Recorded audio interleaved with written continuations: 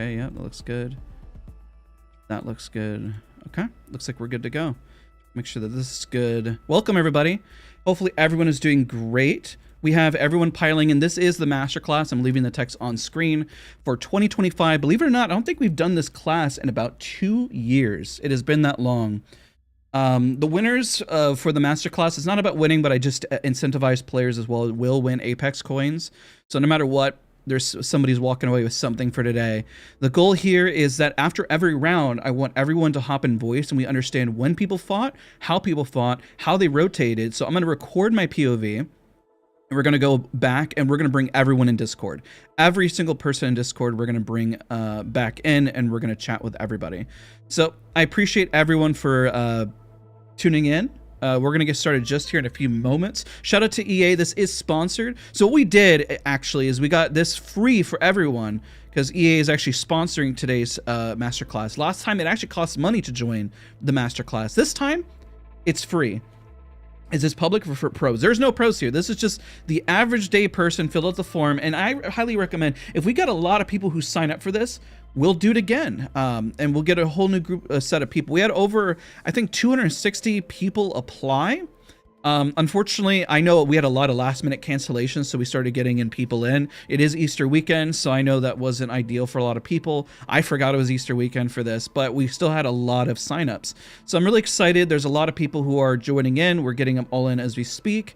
And we'll get started. These are just regular players, just everybody. They're not content creators, all right? These are just regular people who want to improve. People who are really cracked at the game, really. Are we doing this like scrim or rank with the dropship? It's just going to be like scrims or ranked. You're going to have a dropship, no assignments. It's just going to be as if you're playing regular ranked, right? That's the goal. I know there's a delay here, but that's also helpful so nobody cheats. And also for quality purposes. I'm going to be recording as well, and then we're going to bring everyone into a voice chat. So I'm really excited to really break down these lobbies with everybody, and hopefully give some really good tips and have people improve to know when and when not to fight. This was also run. Shout out to Marianas, a really great friend of mine helping. This is just literally Marianas and I running this. Like he stayed up late organizing. I put extra time in as well. This has been, for a 2-person job, this is not easy, and it was free for anybody who joined. So that's awesome. I'll remove the sponsored logo here because everyone will know. It'll be in the description. They help support. We didn't ask for a ton of money, just enough just to justify, so I can bring Mari on to help support and just to pay for a little bit, you know. But nonetheless, yeah, it's been good. Is there room for last minute sign up, or is the class is full? We might have room for 1 person. I believe, let me double check. Let's see here. Hey Mari, do we have room for 1 person? We have room for 2 right 2, now. okay. Because 1 person was still in there that said they had an emergency. Okay, perfect. So I've purged them out, but yeah, we've got 2 slots. Perfect. So yeah, we do have 2 slots. If there's 2 people on chat who are watching right now, Robo, what's your Discord name? I'll send you over an invite right now as we speak. And let me just double check. Yeah, I'm only sharing the game. I was like, oh god, imagine. Got my invite. How do I join? If you got an invite, check that email and join right now. And if you don't join, then you're gonna lose your slot. But we'll get started. We're just getting everyone in. So 2 seconds. Same name. How do I not see you? Can you just send me a DM real quick? Robodomo. How do I not see you? Robodom. Type.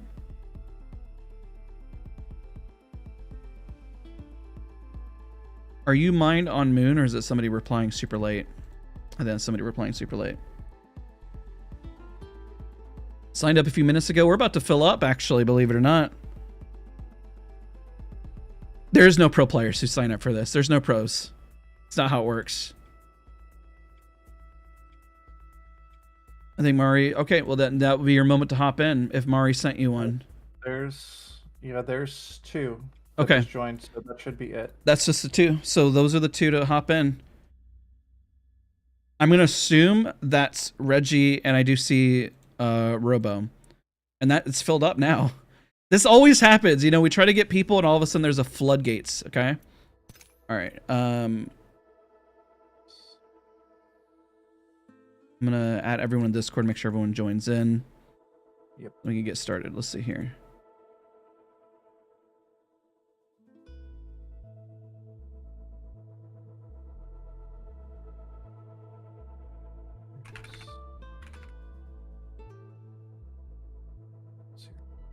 Can I sub if there's free space? We just filled up from people who signed up early.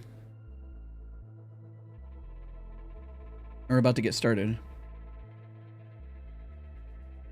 But we are there. We have a full lobby, and like I said, these are just everyone who plays the game. There's no pros in here. Maybe some people have played scrims, but there's no like professionally signed teams. The whole point is people are going to learn from this experience. Let's see here.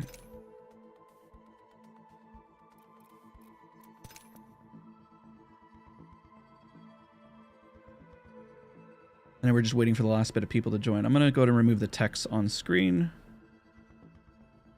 And then once I start the round, I'll remove the sponsored logo. I guess I can give you an extra viewer or two and pull your stream up. Hey, let's go.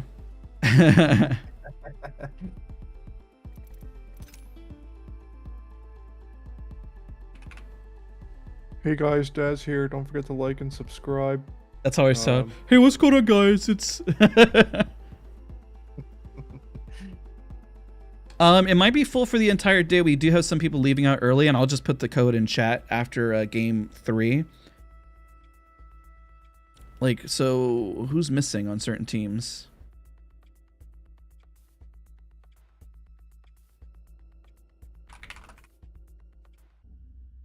Do we need to start messaging people who's missing?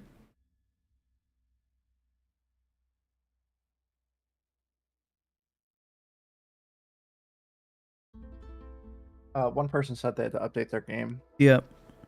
So I'm just seeing how long they need. If we need to, if this takes like another like 2 or 3 minutes, I might just put the first code in chat and they can fill out the open slots. Because we'll never use that code again, right? Yeah, I'm rotating codes. Cool. So we'll do that. It won't be too bad. Let me just see how long this guy needs before we like.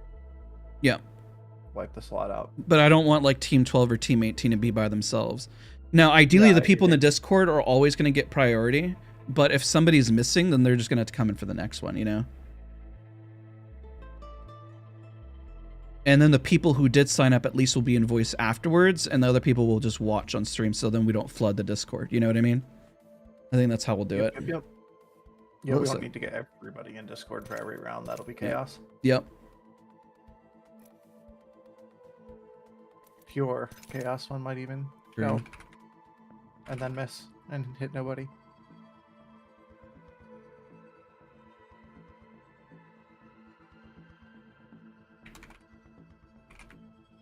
This is also going to be a little harder because this is the first time some people have actually connected to a custom server, so I get it. What team is Robo on?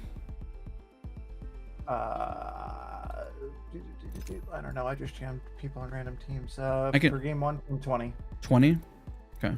I guess I can't drag him the admin. Oops. Oh, I can do that. Yeah, I forgot. I was like, how come I can't? Oh, yeah. Why is it not letting me do it now? There we go. There we go. Okay. I think for the, do you want to just put the code? I can put the code in chat and just like have the last group just join in. Yeah, this guy's not responded about how long they need, so. Okay. What I'm going to do is I'm going to put this in chat and then we're going to fill up just for code 1.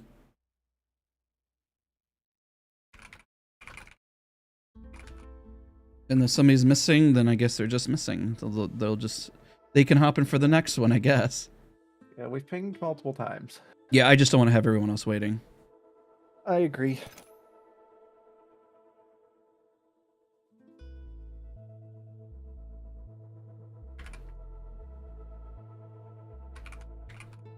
Okay, well, you know what? This one person is somebody that we reached out to, but I don't think they ever joined Discord.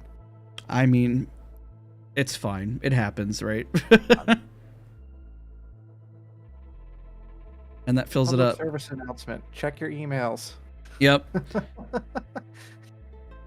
All right, there's 2 more that joined. We just need 1 more, and then we're good to go, and then we'll start. I'm gonna go and remove. I mean, I knew people want to be a part, and I get that people haven't really done this ever before. So it's not like this isn't any shop, but we're not dealing with professionals. We're dealing with people who are just regular gamers, you know. I gotcha. All right, let's drag the last 3 in here, and then we'll start. Oh right, yeah, you can't do that. Yeah. These people aren't assigned. That's okay. Just go anywhere. Yeah, they can go anywhere. I was just making sure. All right. Now, if somebody's watching the stream, we're about to start. If somebody is in Discord and just didn't respond because it's been 10 minutes afterwards, I'm sorry. You can get in the next one. The people in the Discord get priority because you signed up. Now, if you didn't respond, I don't know what to tell you. We tried, okay? We're a 2-man team here. Like we tried. All right, I'm gonna go and get started. We're on Stormpoint for the first one, and the next one will be KC and then E District, right? I'm not mistaken. Yep. All right. Yep, if somebody gets mad and types in chat, if you don't mind, just respond and say, "Hey, you'll be in the next one." I'm gonna go and hit start, or I guess you can start it because you're starting. Okay. All right, I'm muting up. Be back. Okay. All right, everybody, let's get started. So what we're gonna do afterwards, I'm recording. I'm gonna make sure I hit record. I'm gonna be recording, and I'm gonna bring everyone in voice, and we're gonna talk about as well how the lobby is flowing, tips and tricks, what we're seeing, how fights are breaking out, are people landing on top of each other. The winning teams are gonna get codes. They're gonna get Apex coins. So I'm trying to incentivize people to want to win, right? These are just your average players who want to get better, okay? If you're watching this is somebody who could be just like you, who feels hard stuck at either even diamond, plat, gold. We did our best to randomize the teams. So every single round, people aren't stacking with each other, okay, here. These are people who have never played with each other for the most part before. I think there might be 1 or 2, but even then, they're not like high ranked, okay? They're not people who are going to run away with the lobby. So it will be interesting if we do see a team that runs away with the lobby. Now, keep in mind, I'm a little rusty on me controlling the camera. So if I happen to be a little rusty on the camera, I apologize. We'll get there with it, all right? Just be patient with me.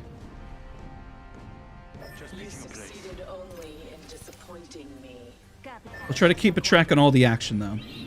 I'm recording locally. We'll bring everyone into Discord into one group and see how people land. Let's learn together. These are, again, the whole idea is that you're going to learn how people play. All right, you're going to learn how people play. We're going to do 3 rounds. We'll vote if we'll do a 4th. I understand it's Easter weekend, so I'm also trying to be respectful of people's time as well. All right, we just have teams already fighting off the rip, which is kind of that early contest that we're seeing here.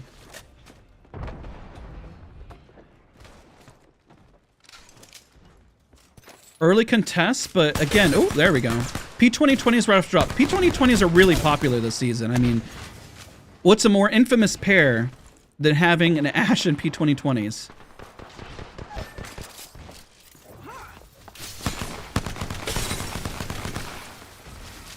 Good repositioning from the Ashe here. This is an early fight. This might be the first fight here. Now, one thing the Ashe can do is also really just push and secure this as well, because you never know if there's a team nearby, which they're isolated here. They're okay. This looks like it's the first fight. It looks like we got 1 person running away to reposition, and that's probably going to be that fight.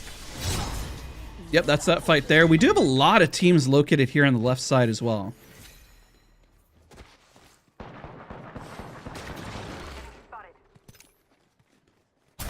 And keep in mind, we got people landing each other, so this is pretty much playing out like a normal match, as if this was ranked or what have you.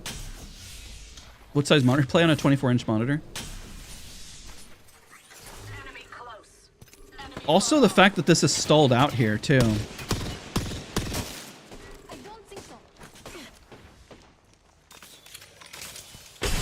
Ooh, good nade there, good nade. Let's take a look. They do have height.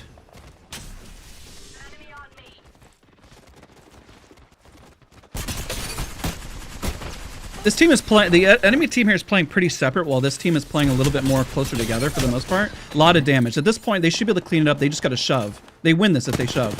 Oh, unfortunate whiff there. Now we got a 1v1. Oh, unfortunately, the Ashe does have to back out there, though, unfortunately. I think they're being chased. Yep. They did have a lot more people up, and so they're chasing pretty hard. I'm upgraded and ready to jam. My goal is to get as many of the fights as possible, to see what's breaking out. This has been going on for a hot minute, and they're stalling because they have a catalyst. Well, this team is located here. They also have another team located nearby. This team looks like they decided to stop chasing, and this Ashe is getting away.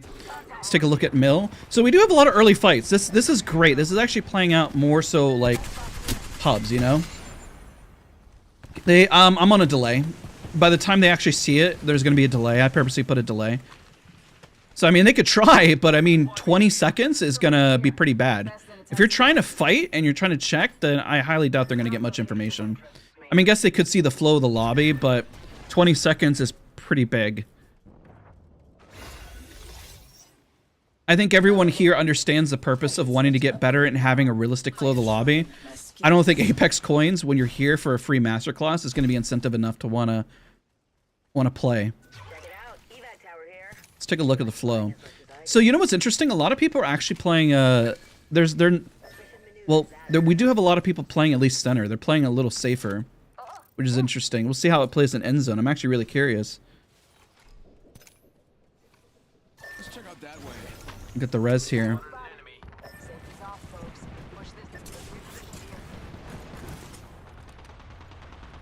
This team has to pretty much get them out because they don't know there's another team located here. A lot of teams are going to smash this area over here. We got a team fighting over there. Oh, he tried to bamboozle him. I saw that. That was pretty smart. At some point, I guess they'll guess the right one, right? If they don't clean this up quickly, which it looks like they are.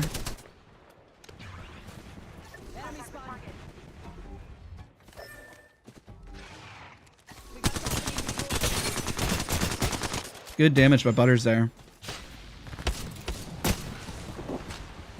Good shove. Now, remember how I said there's going to be teams nearby at this point, right?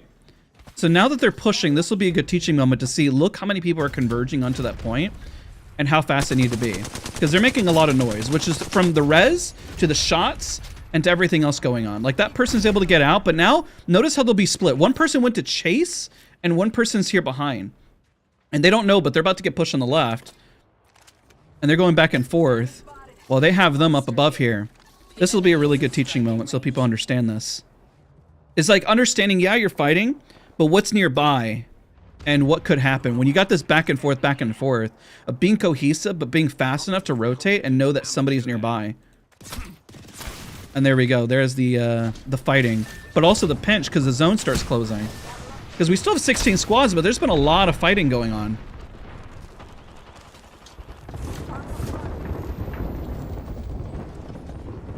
This is where I call it, this is where you develop your sixth sense. And we'll chat with everyone afterwards so they understand this. We start saying, we shot for a little bit. It's not you getting out of the fight and leaving. It's more or less you realizing that there's other people with the flow of the lobby. And it's much faster in the current meta. You got Ashe. Ashe has a 20% pick rate. What does that mean? That means that a lot of people are mobile. And I'm starting off with the largest map, Storm Point. Then we're going KC and E District, where things get a little smaller and things get tighter. So this already shows, just based on the first map, just how intense things can be. Now, another thing, you'll notice that these teams are taking a little bit of time to reset, but also how much you need to reset and get to a better spot. Because you're going to get gated here. I know we're focusing on this side of the map. Teams have reset, and there's that push, right?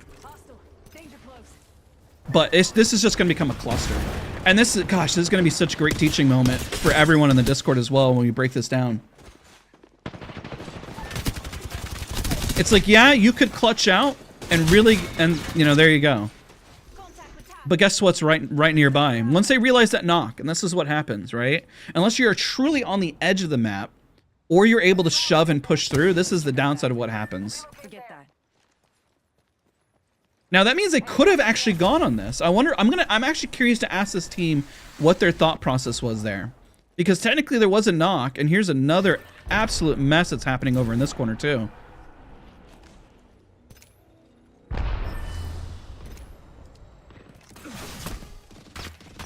constant shots. There's a lot of broken teams here. Now, if you know there's a lot of broken teams, let's see how efficient this team is at cleaning everything up and getting information.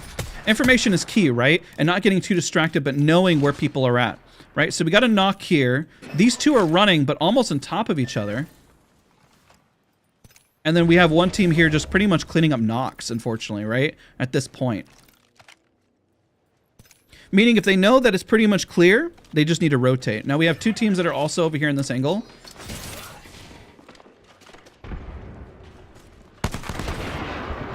Now this is an isolated fight for now.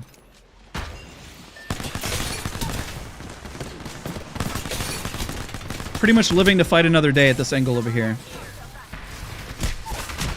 That's unfortunate. They could have had a... Oh, are they able to get out? Uh-oh. I think that's it. Oh, GG's. And then we have a third party here. Yep. This, you know, this is going to be so good to teach, where it's like, why did it feel like we just kept getting thirded? Well, we're going to have the answer for a lot of people today. When you're fighting, and then sometimes it's better just to back out for just a moment of time, or realize that the fight isn't worth it. I can't stress enough where people are playing this way, and then they ask the question, well, it feels like I'm being X, Y, and Z, like I'm not being brave, or I'm not fighting, or I'm not in it. At some point, you need to kind of take a moment back and then go back in. Or you need to pretty much shove as hard as possible to clean it up, and then reposition to get out. Who up running people down? I think we have, for the most part, was crazy. We don't necessarily have a team that's running away with it. Which I guess can also be a highlight of the lobby, you know? This is more or less what you see in ranked these days. You have a team that ends up at the end of pubs, who ends up with like 5 or 6 kills, and a more of a realistic setting. This is also a really rough spot to be in, which we already looked.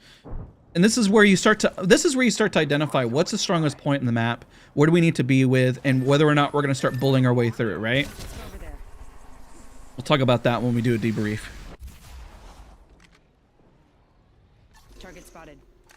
So what's going to happen after we do this round is we're going to bring everyone into Discord who is a part of the MasterClass, who signed up early, so they can ask questions and they understand what's going on.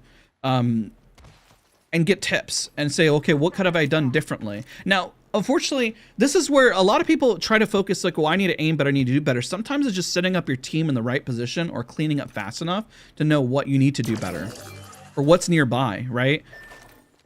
Oh, it looks like one person DC. That's unfortunate. Well, that's okay. It happens. Guess what? That happens in real world lobbies too. Oh, they're calling him back. They got one. They're 100% coming through that. And I get that's the reset time, but at some point, sometimes, and based on the timing, this is where when you know people are in zone, you don't necessarily have as much time as you think for a hard reset. That's some really good shots. Very nice.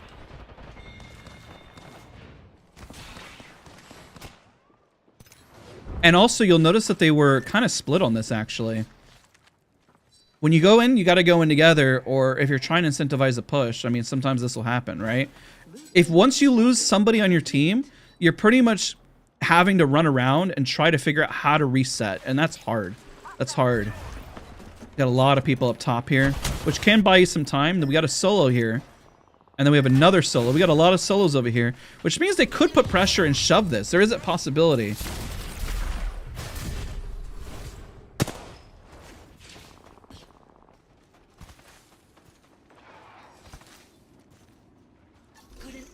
But they're also split on the decision if they res or what they're going to do here.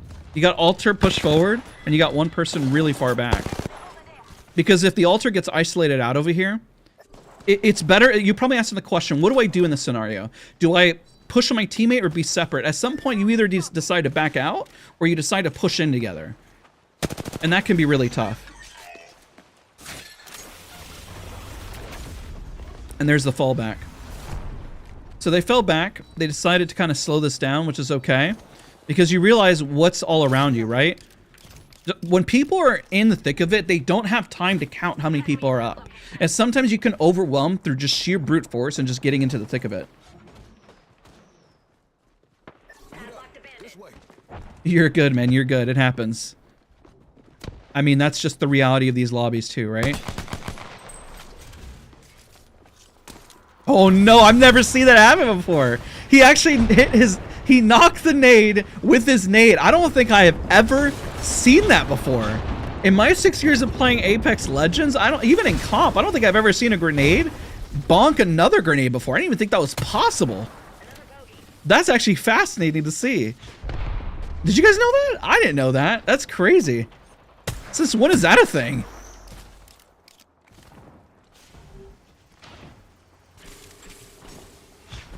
All right, zone 3 to 4 hurts. This team is pretty much screwed. Like at this point where you're at, I mean that's over. It's just GG's. No matter what you do, you're gonna run in, and there's gonna be a million people, which is why at this point it's better just to shove into a spot and take it. Hit a shield. Did it hit a shield, or I had to go back in the VOD? It looked like the grenade hit the grenade. If that's the case, somebody have to go back in the VOD and look. That's crazy. I didn't know nades could bonk each other if that's what happened. Oh my god, the cleanup there. You just keep shoving! Right, just keep going in! At this point, yeah, you got that. Just keep shoving. You can armor swap on what you need. I want to look at the HP afterwards and see what actually happened there. There comes a point where you just got to keep moving forward and securing space. Because you're just allowing space. There you go, nice. It hit his shield? Oh, that's unfortunate.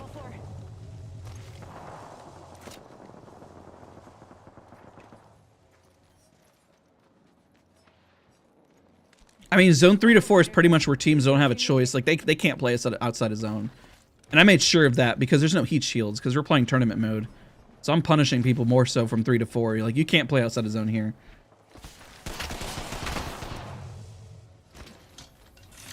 I don't have a next one, but if enough people sign up, you can click that form up above. And if, you know, I'll see how the number is pretty high.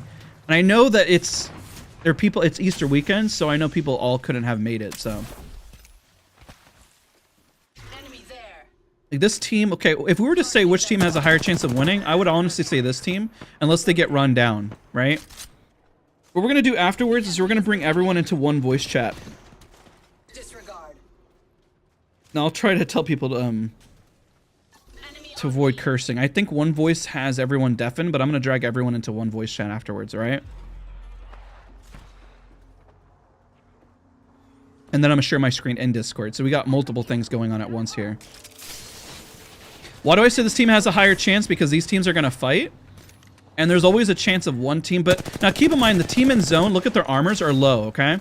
Which means that a team could technically just run up and bulldoze them down. This team also has a good chance of winning because they're in it. As long as they move in. If the team over on Nuts here loses, then that's just a throw. Like at this point, like they have open fields to cross. We'll see how it goes.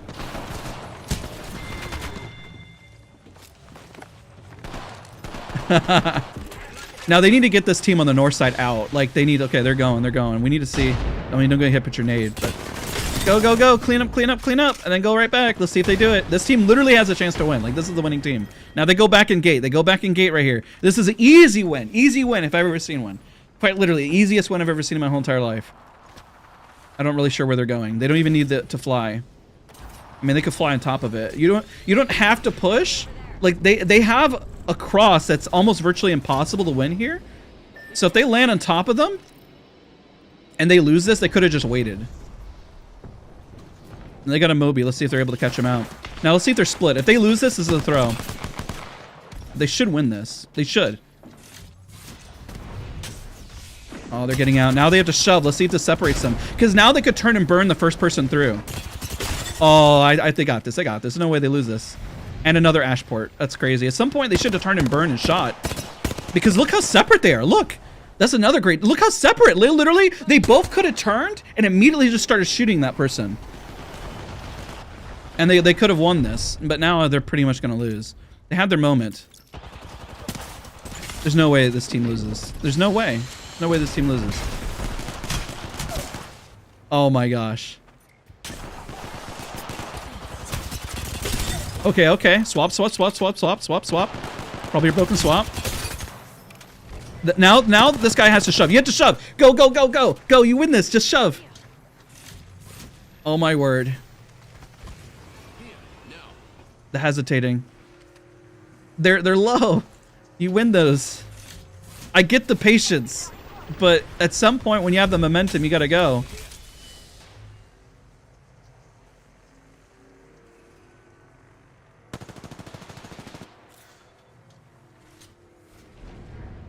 Ash poured away again. I mean, at this point, you may as well just go for the third res.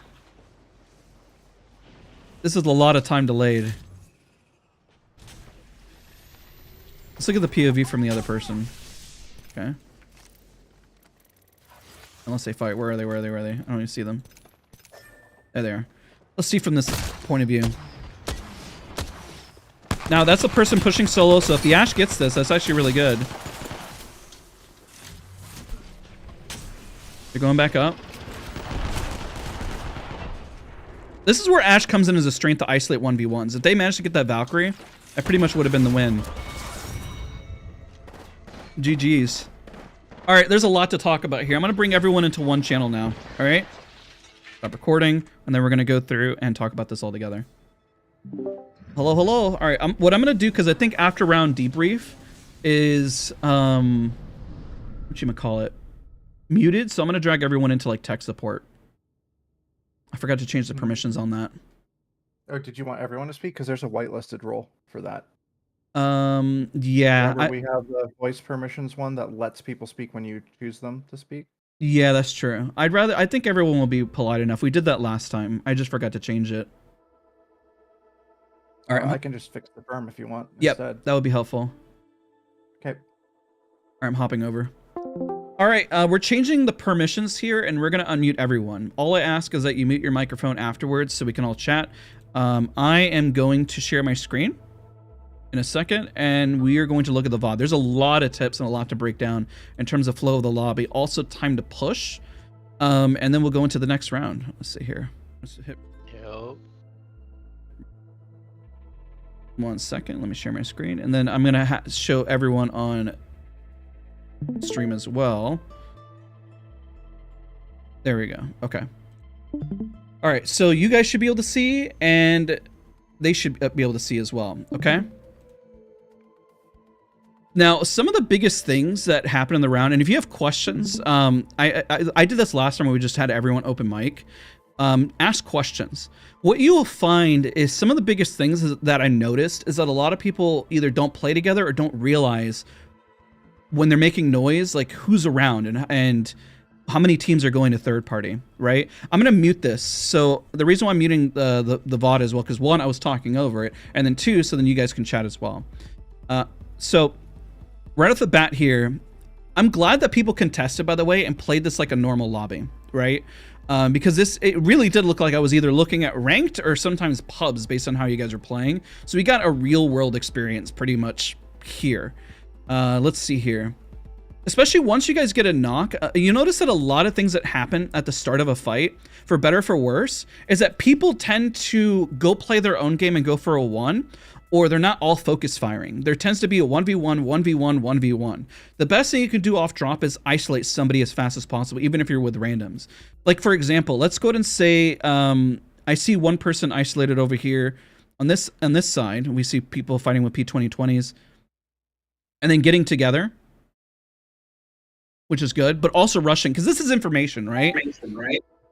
Am I doubled up on there for a second? Or I don't know what happened there. So the information is pretty clear when somebody's shooting. I'm glad that Cat here and Pookie Bear were playing together, right? And then rushing over to immediately know that your teammate is in need of help and knowing that you need to run over to that. That's good. That also tells the other team that was fighting here, once somebody goes down and you're not together, that pretty much means that your team needs to probably leave. People ask, when do we know a fight isn't worth it? Whenever you realize that your team isn't even doing enough damage here, right? We know that this might be a losing fight. It's time to get out and time to leave. It's probably one of the biggest things to probably realize here. Now, what can happen in this current meta, which is interesting more than ever, is that somebody could, in theory, 1v3. Right? But if you're fighting somebody and you realize you took this 1v1, how long is it going to take realistically for you to clean up everyone else, and how are you going to do that fight? It's pretty tough.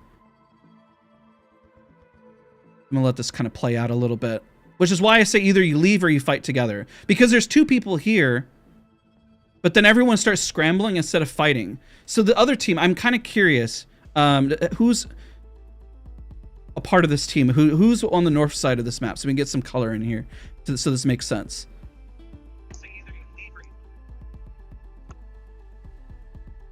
Anybody? So other team, it's not Krangatos or Pookie Bear Catfights. Who is the other team that was fighting on this other side that can add some thought process whenever you're dropping, you saw a team knocked, why you stayed, or why you started splitting off at this point? It was Augustus. Augustus, are you here? But He said he They can't can't talk. speak. okay, Yeah. They're using the chat of this channel. okay. Let me look at the chat. Let's take a look. I'm suppressed still. Is everyone still suppressed? They shouldn't be, but if you're perma muted, you might have to rejoin the channel to speak. Yeah, can you, if you're permitted, can you just rejoin the chat? Yeah, just leave and rejoin Discord, and it should let you speak because I changed the permissions. Yep. Hello? Hello? There we go. Yep. Yeah, it works. All right, perfect. Fixed it. Perfect. So if people who can't speak could just rejoin, and then you guys will speak. So Augustus, what was the thought process here? Because if you know one got knocked, there's 2 things you can do there, right? What I'm trying to clear up is when you're playing ranked or you're playing pubs, and then what I noticed, you got a knock, but instead of staying and pushing together, your team started getting split and everyone started playing their own game again. So I kind of want the thought process there. So then this is such an important moment because it gets really chaotic and it's really hard to explain the opening fight whenever you're getting conned, right? Because it does feel like TDM, but there is a way that you can play with each other. And so I kind of want your thoughts on the other side of the fight. Yeah, no, absolutely. So, so I actually make it out of this fight. I escape and I res. I escaped once my second teammate went down because at the point we're at right now, there's 2 of us up, 2 of them up. They isolated our David, who was our ballistic, got him down, but we isolated their Newcastle, got him down. Yep. So at this point, we're pretty even. So if you play a little bit more right now, you'll see the point where our Mirage goes down. These grenades right here were huge. The grenades were what turned, because if you look at their health, I had them in a pretty bad spot. Yep. But they took down our Mirage, so that's where I split. And you can see me. Yeah, there you go, running away. Yep. So that's when the Mirage went down to grenades, I was like, nope, this is unrecoverable. I split away. I went to Stormcatcher and rezzed there. We ended up going to top 5 in the And I messed up as well. Like I was a Mirage and I landed really bad, and I was kind of just on the back foot from the second I landed. So it's kind of on me there why it went bad, I think, at the start. And then, yeah, we just said get out and play his life and try and revive us, which he did. So Good. And it really is, like, as soon as you get a knock, especially when it comes to the skirmisher, I know that you're playing Mirage and then we have a Bangalore, so we don't necessarily have a skirmisher perk. But knowing, and I see you guys trying to book it at this point, it's better to, at this point, once you get the knock, either you go for the armor swap or you book it. And if you're Mirage, you start to throw your bamboozles, or you decide, hey, we're going to shoot the person who's about to come for us. There's that sixth sense that you start to develop essentially here. So there's a few. I don't think at this point, I don't think I had a gun.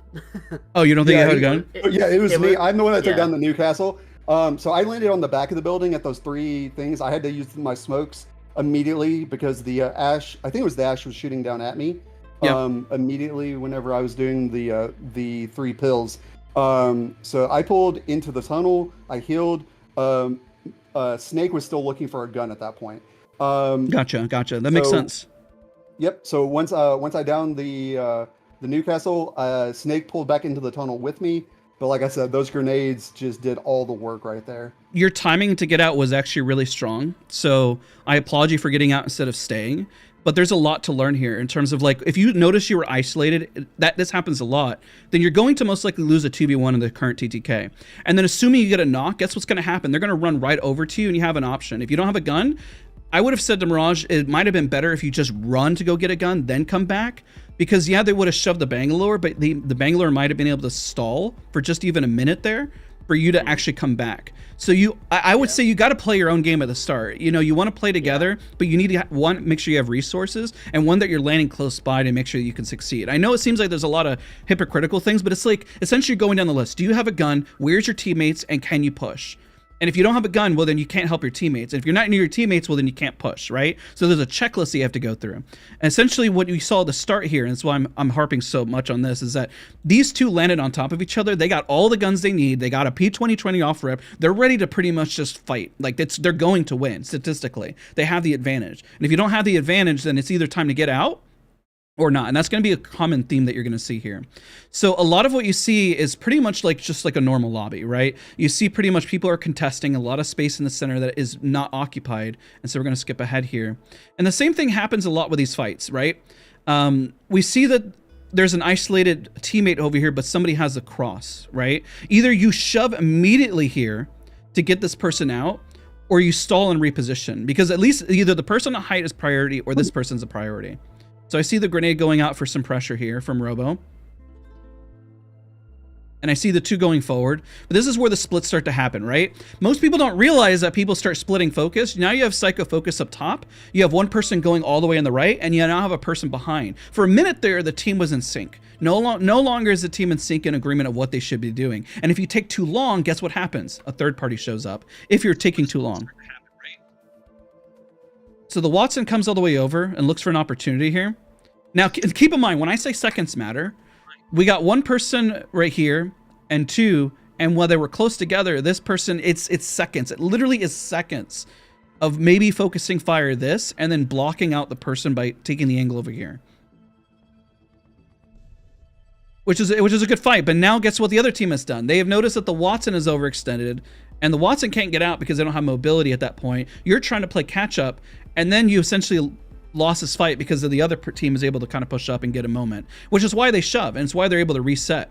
You had a moment that was super clear, but the minute somebody started shooting height, I almost recommend at that point, just go get the person who's isolated. You shooting at the person on height isn't doing anything, because guess what? If you crack them, what are you going to do? Shove that person instead when the person on the right is already going to fight? That's the only reason this team lost. And for the other team, it's probably pretty clear already what happened. Any questions just on this fight from both those teams?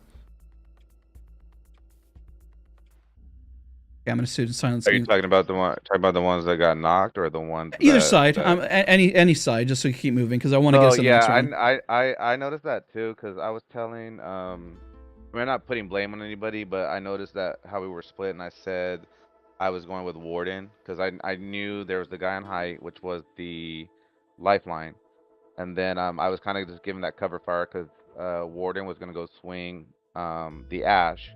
And then I kind of noticed how we were kind of distant, so I was kind of like, well, who do I go to? But I more wanted to go with Warden because I knew he was gonna get jumped, as opposed to Robo, which was like, it was like a, I don't know. I kind of went with the person that I'm gonna try to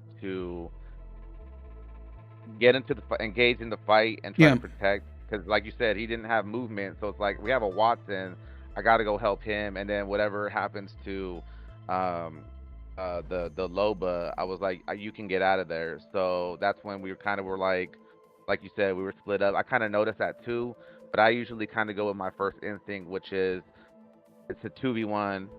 I can make it a 2v2 as opposed to all of us just dying off rip. You know, I was able to knock the Ash and just get the hell away, and that's basically what I did, because you know it was a done deal, and then we just kind of reset somewhere else. So yeah, I noticed that too. Just the fact that's why I'm glad that you have this class, because like I solo queue so much that sometimes my teammates do brain dead shit. I'm not saying that was brain dead, but they do worse shit.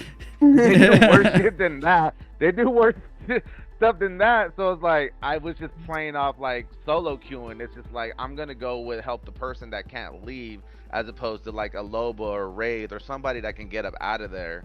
So that was my thought process on that. And then, like I said, I got the knock and I just left because it was done. It was done. There's just no way for me to try to 2v1 at that point, because they have a lifeline. They're going to reset, blah, blah, blah. So I'd rather play as far as I can end game than stress myself over trying to, 1v2 with a lifeline on the team, Yeah, that's what you just said is so perfect, because you're trying to cover for your teammates, and there's going to be, no matter what you do, and this is why I'm glad we're doing this class, is that it's going to feel disjointed. So even though you're trying to cover, I think people have the best interests, right, for their teammates. It's better to not play your best interest to cover for 2, but do your best to play the intended play off of 1, right? You can't do 2 plays at the same time. You can only do 1 play. So whenever you make a firm decision and say, well, I'm abandoning this person and going for this, is a better play to support somebody else, because the worst thing that could have happened, both of you could have gotten knocked and said, well, that was a mechanical error, right? Rather than playing separate and say, I'm going to cover this person, then I'm going to give this person utility and do this. You can't do everything. Just as much as the same thing for Watson going in. The Watson could have been as well backed up to you and then focus fired with you. We can place blame across the board on everybody, right? Because then the Watson could have focused. Maybe the Loba literally could have ignored and just queued forward as well. But that's such a great moment where everyone can learn right now, is saying there has to be a uniform awareness to fight with each other. As the Watson in this situation, I can definitely say that we had one underneath the bridge, literally one shot, and I had calmed it, and the Loba got shot from above, and they calmed that they were sitting back to hill, and when me and the Ash pushed up, it was calm that we were pushing together. Yep. And I truly think that the slight pause with the Ash peeking up at the altar up top probably cost us the slight seconds, as you were saying. Yeah, it's literally getting the initial knock. Exactly. It's pure seconds. If you ignored the Ash and they didn't exist, guess what? The Loba will be able to queue in afterwards to catch up, right? So even though their cross would have been wonky, they still have a queue to go right to you if needed. So let's say you both went in there and knocked that person, and then the Loba queued forward afterwards, then you would have had a 3v1 with the person on height, and then the person on height would have been running away.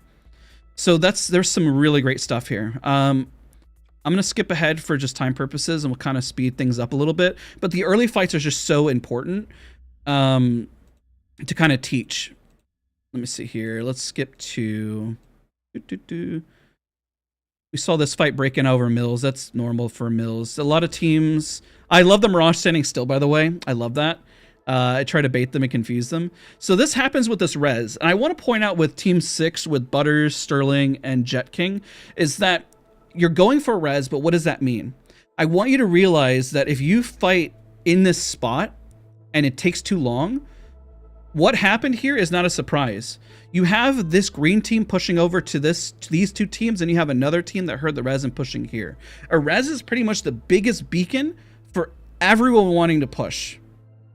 Quite literally everybody, right? So you either clean up and then get out and then bait for the next fight, or you reposition into the zone so then you can gate. It's pretty much what you have to do. I know in the moment it doesn't seem clear, and this happens. That's why I say you develop the sixth sense of what's going to happen in the lobby. A res just happened, 10 or 20 seconds have passed. You don't realize that if you look at the map, how much time and how much can happen in 10 to 20 seconds. If I say we're at 521 right now, right?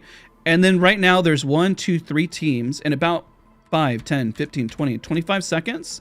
And then if we pull up the map again, you're going to realize in 20 seconds that the teams on mill pretty much have already cleaned up, and you already have a team that's looking at you. It may not seem like a whole lot of time, but when you look at your map here, look at that. Look how much has just moved in about now 30 seconds. 30 seconds of fighting. This is why looking at your mini map can tell you that a lot has already changed. So if we go back 30 seconds and look where everyone was, 5, 10, 15, 20, 25, 30, and then right here, look how much has changed. So much has already changed in terms of flow lobby, where everyone is dogpiling, where everyone is moving. Like, so much has already adjusted in 30 seconds. So in the current meta, and this is why I say, because Ash, and this is where also the splits happen. As you're moving back and forth, there's a lot of noise happening here, right? There's a noise happening by somebody taking the graph cannon, another graph cannon, another graph cannon, another graph cannon going back and forth, and you're going to see that here. It is crazy. And this is where all the splits happening. You see the green team already moving away from the shots fired, and you have shots that are going up in the air. It is crazy the back and forth that's happening here. At some point, I'm gonna have to go into the next round. We're gonna do 3, so we 3 rounds, and we'll vote on the 4th. Just kind of keep things going. I knew that this would probably take a little bit of time, but I figured that this would be really educational. And what I'll do after the stream, for people that are interested, I can go back into the VOD, and you can ask specific questions as well. Because again, MasterClass, I know I'm not gonna be able to get to everybody, but you see the back and forth here from this team. the one that's going up back and forth into the air, that's being really split and really greedy. At that point, you're overextending. There's a million teams nearby, and the chances of you surviving are going to become next to zero because everyone is just showing up. This happens all the time in ranked and pubs. It's the same mentality of overextending and getting split and getting greedy. By not getting greedy, you can actually increase the number of kills that you get by either gating or focus firing on something different. I really can't stress it without using a curse word, so I'm going to try to censor it. It may seem like you're playing like a little blank, right? But the reality is that you have to get out, reposition and fight another day. And it's really hard to get rid of the mentality because it may seem like to your teammates that you're not confident, that you're scared, or you don't want to play. Well, the reality is that living to fight another day and then focus firing on something else is better than being in the thick of it. And then the thick of it has essentially just moved into this one spot, which is crazy because also Jet King's team as well looking here with the knock also hesitated. There's so much happening in front of them that by being the third party, they could have come in here and cleaned it up as well. And at some point, to not Sprice him, you can literally be Pred or Masters players. There are lots of Masters players in here today. There are Diamond players, there are Golds, and there are Silvers. And yet you're still seeing the same flow of lobby. Guess what? That's what Apex feels like. You're like, wait a minute, that's a Masters team? Wait a minute, that's the Pred team? Pred teams make the same mistake where they shove through. Their goal when they're playing at the higher level is that they're able to isolate somebody who's making a clear mistake. Right? And you see it happening over here. The team such as Myth, Butcher, and Pepsi, by the way, you guys get isolated later by being late and you lose a teammate by coming through here and not knowing what's happening instead of focusing and pushing through and saying, it looks like it's cleared up. There's a lot of hesitation on what to focus, right? Okay, one person get out. Let's just let them go. Let's focus on the other team. What's cleaned up here? It looks like they're done. Let's just rotate and let's leave. Right? At some point, you got to pack up your bags and just leave because you don't have the information anyways, right? Or you got to go through and just shove and clear everything. Clear here, clear here. All right, looks like everyone left. Or, you know, at this point, you know, why doesn't the Vantage, Vantage here, did you hit recon? Let me ask that question. Vantage, did you hit recon here? Yeah, I hit recon. At that point, if you hit recon, what was the team's decision? I think it was just to clean up this fight and then keep moving. Okay, and that should have happened way sooner. It needs to happen like as soon as you run up. It might be a little greedy, but if you're confused and nobody's shooting, hit recon and then immediately just start queuing and running away. Or somebody port. You have utility. That's why you have it, right? The Wraith port is there. I do see it. But at that point, it's like, let's get out. Let's reposition. It's not worth it anymore, right? Because like I said, 10 seconds can be make and break in terms of getting somewhere, right? In terms of another fight. So if we do 10 seconds was enough for Valkyrie, 5, 10, 15, for her to pretty much reposition and get out completely and then possibly go and res while you're still sitting there and realize what, and I say this as well, realize the fight that you have ahead of you. Let me try to find the mini map here where it's a good spot. Okay, I might not be able to see the mini map. I might skip ahead of us going into the next round. There you go. I call it the fight ahead because if you rotate, then you're probably going to have to fight this team. And guess what? As soon as the zone closes, you're going to have to fight the next team, the next team. If you don't have zone, then guess what? Then you're going to be pretty much screwed once it gets small enough because then you're just going to get gate kept. At some point, this is why saying comp, no matter how good your team is, how many fights do you have to get through before you have to get into zone? And sometimes it's very unrealistic. If you say, we have to kill this team, this team, this team, and then then we have building. Guess what? You have to kill 3 teams. And let's say when zone closes in about 48 seconds. Is that realistic? Yeah. No, that's not realistic. Yeah. So if you don't mind going back to the map just a little bit. Yep. So right there, that blue team, that's our team. Yep. We were actually looking at where to rotate at this point, and we decided to go up through wall instead of through Cascade for that very reason. It was like, well, it's either we go through wall and we can get into the backside of ring, or if we go through Cascade, how many fights are we going to have to take and stuff? So we decided to push up through wall at that point instead. So what I would recommend at this point is probably not even going through wall. Why do I say that? If I didn't have knowledge of that side of the map. Because it's the shortest way to zone? Yes. One, shortest way to zone. You know what's closer by based on if you hit recon here, and you have a perfect pathway to get to this spot. If you hit recon here. Now there's a team here you clean up, you hit recon afterwards, or you hit zone. No, the other blue team. The other blue team. Oh, this team, you're Augustus right here? Yeah, that's okay. Sorry. Yeah, Okay. that's what. Yeah, that's where we were looking. Like, do we want to try to push through Cascade there, or not Cascade? Sorry, that what's the name of that right there? Wall? Yeah, no, the bottom, the south of Wall. I got you. Through this choke right here, Yeah. right? So yeah, we were either going to have to push through there or go up through Wall, and we decided to go up through Wall because of that very situation you were talking about. Yep, that makes sense. But this is a clear indicator when you see that there is space available, and this is where you have to use Ashport, Wraithport, Vantage, or sorry, not Vantage, Valkyrie. There's always some sort of rotation ability, and if you don't have rotation ability and you're all running controller ledge and you have no ability, you should have already been in zone. You're a zone team. And if you don't have that and you're battling your way through, let's say you're running Ash, Ballistic, and I don't know, Horizon, just like a pure non-mobility team, but something that can fight, then you need to be fighting on edge and clearing out your edge. Like you're going to fight, let's say here, then you're going to fight here. And your goal is to clear space because you're a fighting team. Right now, if you randomly queue and you realize, okay, well, we don't have the X, Y, and Z, then that's the expectation of how your team is going to play. Let me skip ahead. I'm sorry for missing a few points here. Your team, by the way, let's see, Pepsi's team. Yeah. You guys had a really rough rotation here, which is expected. Everyone starts converging into this. Your team is pretty much dead unless you just shove. You need to shove a spot and occupy space. And what's interesting is that once you guys got space, okay, you rezzed, you go on the outside for the Wraith here. As you're moving forward, they are so low, I'm surprised you didn't just keep shoving that. I'm not. I didn't know that last guy was inside. I'll be honest. But your person is inside, right? You got your teammate here, so you may as well shove to get space. Which you got armor swaps is okay, but then you guys can play together, right? The idea is you go in, you play together, then you back out and play together, but just to get space. I mean, this is fine. Let's see what happens. Got to clean up, good. So you're able to do a lot as a duo by disrupting a lot of the team. I'm just encouraging going a little bit faster, but as well as playing together, which is good that the port's here as well. Yeah, oh wait, this like is a nothing. sorry. This is a team that trolled me at the end. I had no audio on them, but yeah. Now, the interesting thing about this team fighting here is that the zone is closing and you still have the team on the far right. So it's important to know what's worth fighting for. If you're fighting this to get this space when zone is closing, it's not worth it. This team, the reason why I called that they were going to win altogether is because they were already having zone while everyone's fighting the hard game on the outside. If you go back in the VOD, I already called that team was going to win way beforehand. Mari, go and spit up the next server and add everyone because we're going to hop into the next one here in a second. Already spun up. I'll be faster in the next two in terms of debriefs. I really wanted to kind of set the stage and how this works. So this team, you could have done two things. You could have either gated right here and waited for them to run out in the open. That's one. But if you cleaned up here, some major mistakes that happened that I want to highlight.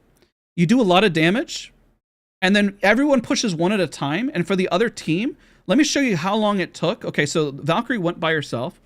So look here, ready?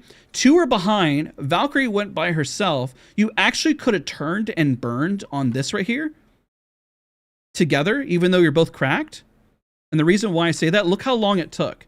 It took almost 10 seconds before the Valkyrie's teammates move forward. 10 seconds. That's more than enough time to turn, eliminate somebody, and res, quite literally, before the next person even came in, if one of you happened to get knocked. But knowing that they came through the port, you had all that time. And the same thing happened here where two people move forward. And guess what happened? Now you have a 2v2 at this point. You had 2 moments to turn and burn. But there's hesitation happening there. And then that happens again here, believe it or not, as the 3-stack is moving. You guys are very disjointed. I know this is what happens when you play with randoms, but at some point you got to say, okay, who's pushing, who's moving? Whenever you got one knocked and there's one in the building, I am so surprised that you guys didn't just shove them relentlessly just to win the fight. But there's also that fear of like, wait, we're going to lose. And so you prolong this last fight till the ends of the earth here to the point where you almost gave it to the Ash several times if the Ash might have accidentally clutched it up, which is crazy. Like, for example, if the Ash flew up, because this is also another isolating 1v1 right here. If the Ash actually knocked the Valkyrie, I promise you the Ash probably could have won this. Knocking me. I flew up because she started shooting down, so I knew she had to either swap guns or reload to get me. So I just flew up, fucking. Now the mistake happened way back here. If you're going to play aggressive as a team, it would have happened way sooner. So when people think of how that mistake or why you're pushing by yourself, think 10 seconds before of what happened. Because now we got to the point where you're having to fly up by yourself. If you got knocked and you're pushing by yourself, you're giving them a free 1v1. Right, but I knew it was the one we wanted to take. Because I told, like, if you listen to my comms, I told the Watson to start crawling towards me, and I said, because if she starts shooting you, I'm just gonna fly up. Yep, but I'm telling you the mistake happened way beforehand. I'm telling you it's a big mistake. So the mistake happened whenever you're pushing here as a Valkyrie, and then you guys aren't focus firing, right? And then when you're all sitting resetting, at this point when you do have the 1, you let the Ash get away without holding that door and putting pressure or focus firing together. The mistake happened way beforehand, before you even took height. That's the second mistake, or even call it the third mistake. Let's even back even further. I can say that the first mistake was each and every person taking the port individually. That's the first mistake. The second mistake is 2 people taking the port and 1 being further behind. The third mistake is once you get the knocks, that everyone's not shoving together afterwards. The next mistake afterwards is whenever you're shoving onto height. So you see how at that point it's like saying 1, 2, 3, and 4. You almost gave them the game by having so many mistakes line up. And I get the thought process of what you're trying to fix there, but having the foresight of what happened 4 steps earlier is even bigger. What do you suggest I do better besides what I did? I calmed what I was doing when I was. Everyone reset, play at their pacing at that point. Let's say I took port. All right, everyone get together. We're going to shove as a group, right? Focus this person and start calling. You'll start noticing like we have to focus X, Y, and Z. Get this person down. Now get this person down, right? And if somebody says, I'm hurt, I don't know if I can push, we wait together. All right, so what we're going to do is we're going to climb this side together. You're going to climb and I'm going to fly up, right? Mm-hmm. Then you're able to push together. Otherwise, I promise you this could have gone south. It could have gone to the point like if you got knocked and they're up there with gold armor and the ballistic's like, oh shoot, I got to get up there. Do I res? What am I supposed to do? That's where the hesitation happens, and that's how 1v3s. And when people ask the question, how do I 1v3? That's your question. You need the opponents to hesitate, to panic, to isolate. They want the Valkyrie to fly up on their own. They want a Horizon to queue on her own onto height with you. You want the Ashe to port by themselves, and like that's where you get screwed up. But if they all take take the port.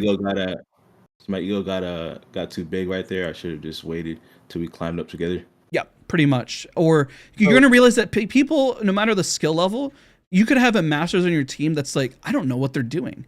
Are they pushing? Are they not pushing? And that can be hard to read. Would you say that it's like sometimes it's important just to step up and try to IGL for your randos? Yep. Like sometimes it's just important to speak up and say, this is what we're doing. Come on, guys. And like a lot of times I've noticed if you're vocal and you speak up and say, hey guys, this is what we're doing, you're going to have 1 of 2 reactions.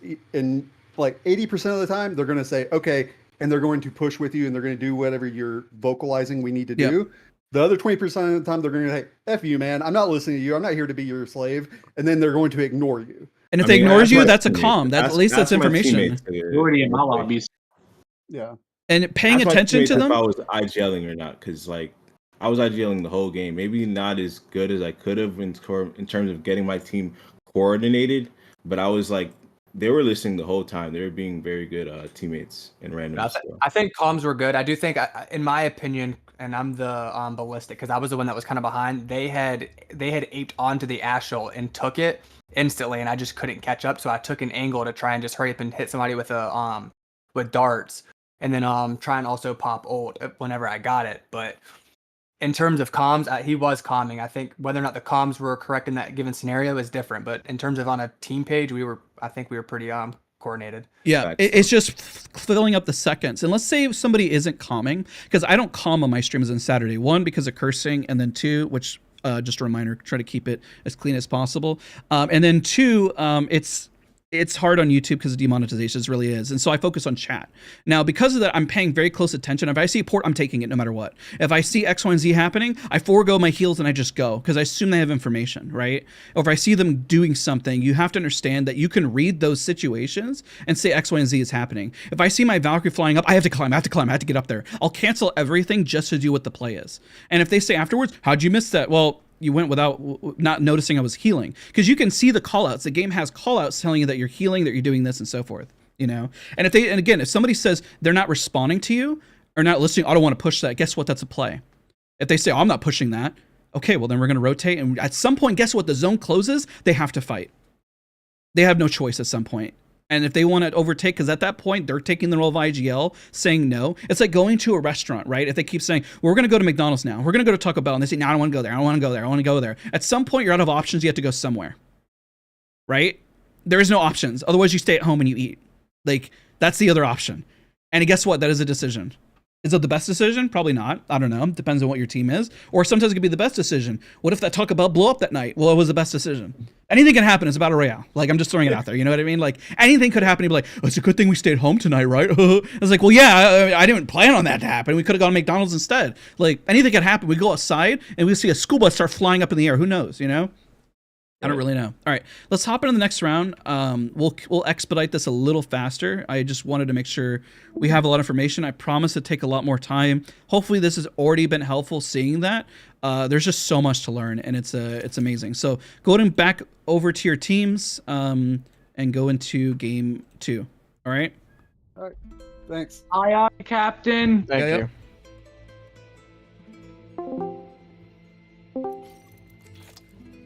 Sorry, Mari, I know that took a lot longer than I anticipated.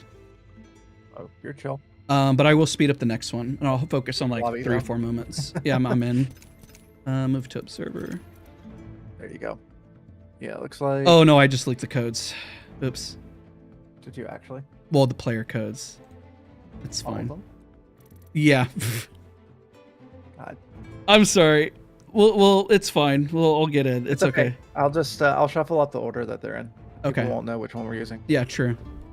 At this point, we do just need people on. Unless they go back right now and shove in, but we did have a bunch of people missing. I'm sure people are going to leave because it is a long day, you know? Knew was forgetting something. It's like switch seats. If it's free to join, there's already a group. I will put it in chat afterwards, though. We did get random people in too, so Yeah. I'm not too pressed about it as long as people are behaving. Yep. Everyone is behaving, so it's not a big deal.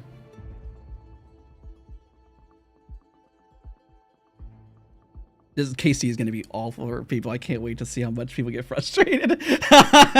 Where they're like, how come 16 teams jumped on me? And I'm like, welcome to Kings Canyon. If it was bad on Stormpoint, it is going to be bad on KC. GG's. Yeah. This map brings out something feral in people.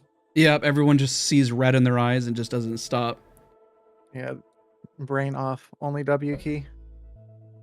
I hate KC. I love it. Do you play Alter as entry? I'm still learning to be better at that. I suck at entry. I always have. I've always been a support, a flex, or an anchor. And that's why I've been practicing so much. Try to be a better entry, because it's a role I have never quite done. Even in comp, entry matters less because rotation and stuff like that. Entry matters in terms of just playing pubs all the time and then being the first to shove in ranked and then executing something. It can work, like when you have like somebody like Snipe Down, right? He's an entry. But I'm not that guy. No, maybe in a lower tier lobby, yes, I'm that guy, but a higher tier lobby, no, not so much.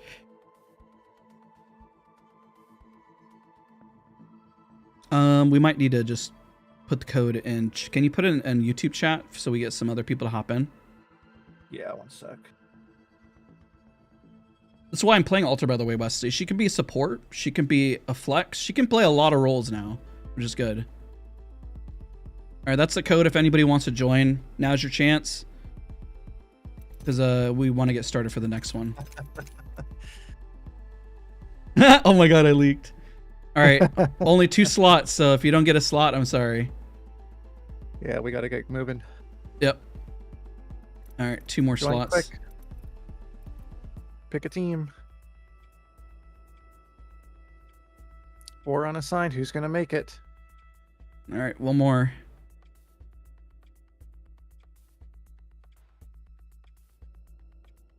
The last slot. All right, there it All right, is. let's start. Let's do it. All right, I'm gonna go to meet up. Discord people had more than enough time, so. Yeah, they did. All right. I'll be back. Yep.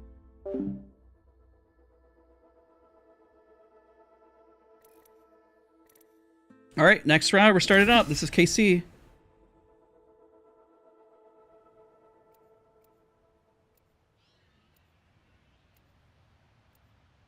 Now, what we're going to learn on this, and I'm going to try to focus on 3 major moments to kind of speed things up. I focused on a lot in the first one, but what you're going to learn about KC is that it is a smaller map, and there's a lot more mobility in the game that existed. When KC first came out 6 years ago, the most mobility we had that was launched later in the season was Octane and his jump pad flying in a predictable pattern, all right? And even then, he wasn't viable for competitive. Now, in this map now, you have Ashport, you have Alterport to go back and forth from a specific spot. You got Pathfinder zip lines that are more efficient, that get damage reduction. That's why people did play Pathfinder back in the day. So I'm not going to remove mobility altogether, but he is the size of a fridge, okay? So there is a difference there. He has a major weakness. He is a fridge. Now, what you're going to see now is that if most people play Ash, like you're seeing here, then, and Revenant jumping around everywhere, and Valkyrie flying up and rotating, what do you do? What do you do? Well, you got to understand that the dog pile is going to happen, and we're going to see it here, ladies and gentlemen, and realize when the dog pile is not worth it, and to watch the dog pile happen, then go in, then reposition, then go in, then reposition, and so forth. You have to realize at some point, it's impossible to hold the dog pile unless you were isolating out so fast that and at that point, you're literally playing at a pred level. Like, quite literally. At that point, you are a fighting team. Notice how nobody ran away with the lobby that last round, okay? And again, what we have queued up here is literally masters, diamonds, golds, silvers, all queued up, which is your normal match, kind of what happens in Apex Legends, right?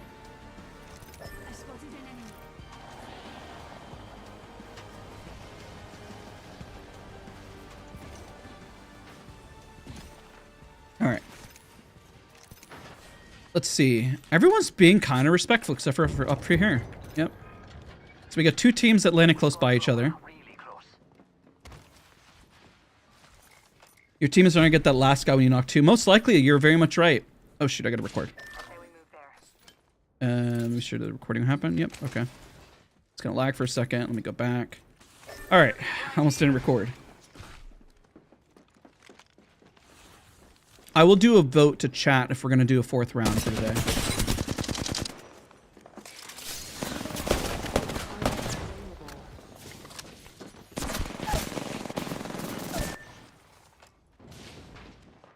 They did play together, and at this point, it is fair for the Mirage to get out.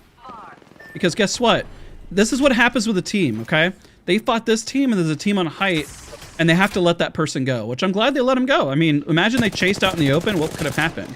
Now, they're repositioning. They're getting healthy. I actually really do like that skin. Oh, so we got 1 further behind, 2 that pushed. Close, very close. Nice, okay. That was really a close fight there. Very close. They did push together. They found an opening, they went for it. They honestly could have probably pushed sooner considering how low they were. That's actually what I'm going to tell them. Is that they didn't realize how low they were and what they could have done. And they managed to actually reset over here. Now, they do get out, which is fair. That's fair, that's fair. Now let's see what happens. Surprisingly, everyone is playing pretty respectful. I'm actually really surprised. There's a portal, Wraith. A long, boring portal. Portal. Back over there. Target there.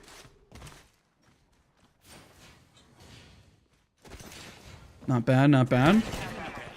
All right, so this is going to become a nightmare here. Just check this out. So we got 1 team that's got a knock in the center here, right? They're repositioning. You have purple team looking. You have green team looking. You have a team over here that hears the action, that has pinged it, by the way. They ping something's happening. You have a team inside that's aware that's happening, that's rolling up on it. And now you have this team that's realizing the other team is pushing. And this is where, ladies and gentlemen, the dog pile of King's Canyon occurs. And it's not going to stop from here. I'm pretty sure this is just going to be an absolute nightmare. We'll see what happens. Also, because I have it recorded, I know the teams that won, and they'll get Apex coins. All right, at least they're repositioning out to get out. And guess what all the teams that are coming up here have to realize as well? Look at that. They're using some of the ports that I recommended from videos. Very nice.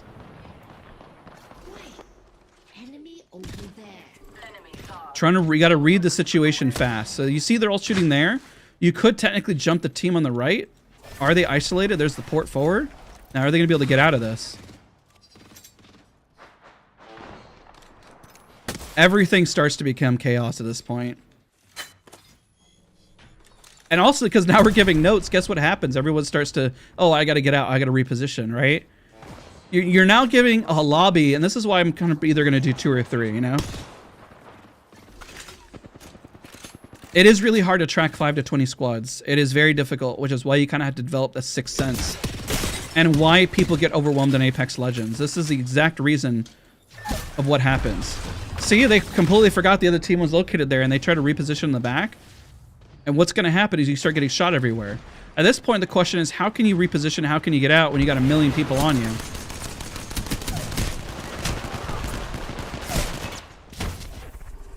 All right, we got one that goes away. They can't really chase that. Because guess what? If this green team does chase that, let's see what happens. Or the purple team, essentially. Now we have the other team that's rolling up. This is so educational about what happens on KC whenever you see the flow of a real just lobby just happening. This is what's happening in your lobbies, ladies and gentlemen. You're seeing a lot of teams that are trying to decide because they want to get involved, they want to fight, they want to get KP, or they don't want to spend the whole game just doing nothing, all right? But also how much time is going by.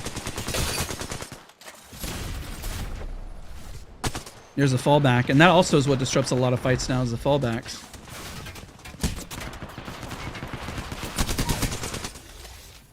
And the question is, do you chase? Do you get healthy when everyone is cracked? What do you do?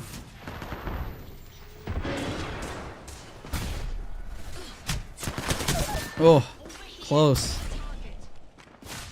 After this knock, what I'm going to do is I'm going to look at the minimap. Look at this. See, I told you it's just going to be mass chaos over here. This is pretty much what you're seeing. They're resetting here. You have the other team that's pushing down. But guess what's happening behind them? Remember I mentioned there was also a red team? If you're asking the question of how many teams are nearby and how long is it worth fighting for, at some point you have to say, we knocked 2, let's get out, because you know the third party team will clean up for you.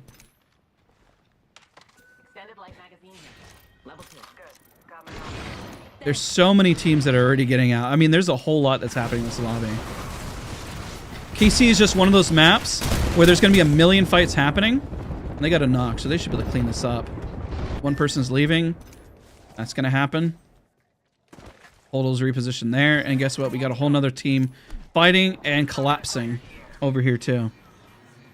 I kid you not. There's probably like 3 or 4 major fights that happen in the flow of KC. And this is what your lobbies look like. This round is going to go really fast, okay? And I'm going to mostly open this up to questions because, I mean, this is what's happening in comp. It's the same issue in comp too, where teams get a lot of cracks or they get a knock and they try to clean up, and then nobody gets to play to end zone, essentially. It doesn't exist, or there's like 2 or 3 teams in end zone, and that's pretty much it. 2 teams are healthy. 1 team over here trying to get res. 12 teams. This isn't bad. The odds of being able to get your teammate back at this point are pretty low. They could res, but guess what? The other team will probably turn, and this person will also fight too. So we're going to do this. Wait until the next fight really breaks out. This team is probably not going to... they might fight. Got another team rotating. Trying to get the banner back. Crazy here. It's where the chaos begins.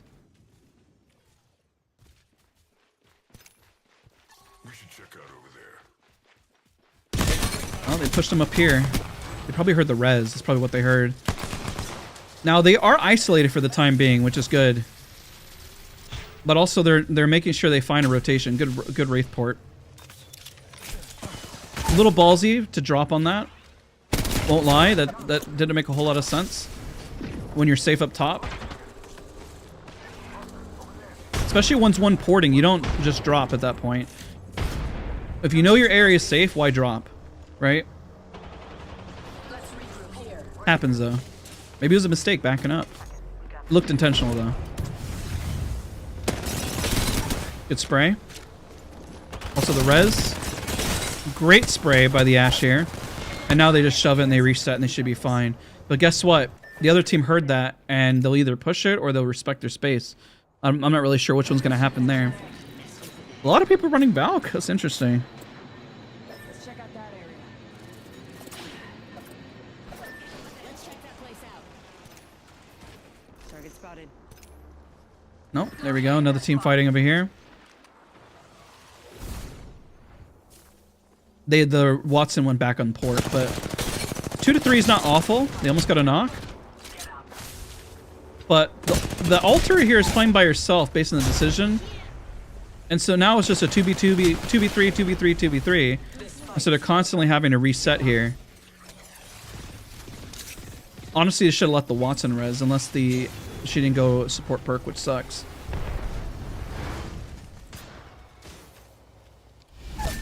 She's gonna go down again. Okay, there's the fast res. Zone 3 kind of hurts. It's not the end of the world yet. Now, they made the right decision not to just shove outside of zone, but they also got to realize that they're going to rotate in. So this also did become an absolute nightmare up here.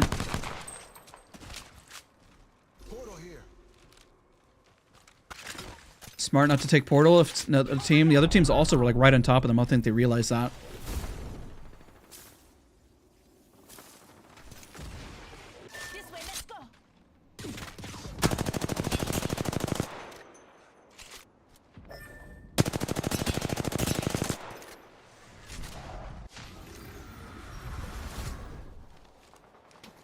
Okay, I mean this team has got some momentum here.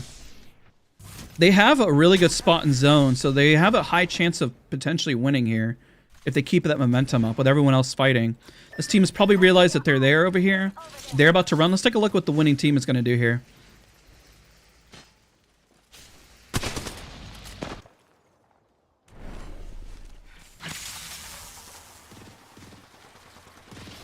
Because if they keep winning, they're a fighting team essentially at the moment. Got caught out of position there, unfortunately. Hodl was essentially playing entry, but the other two teammates weren't able to kind of clutch for them there, which kind of costed them. Either Hodl needed to hide behind cover so then didn't get knocked, or back up. Is an isolated Hodl out. And then we have another mass fight happening here.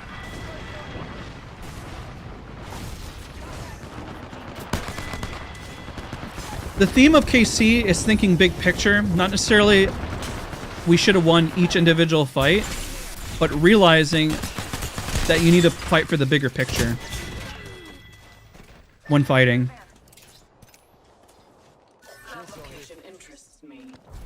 There's another fight happening here. They're trying to deliver to a beacon. There they go. Getting back in.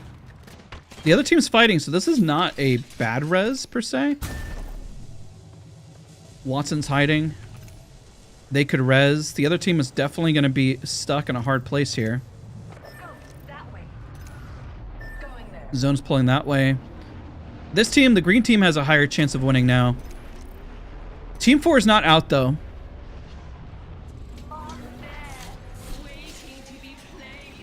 This next one I'm going to do, I'm going to highlight some just 3 key moments, I would say, in terms of the lobby, and I'm have individual ask me questions. So keep the flow, so I'm not... I kind of had it planned where the first one I would explain more, then I would go into more questions in the second one, and so forth.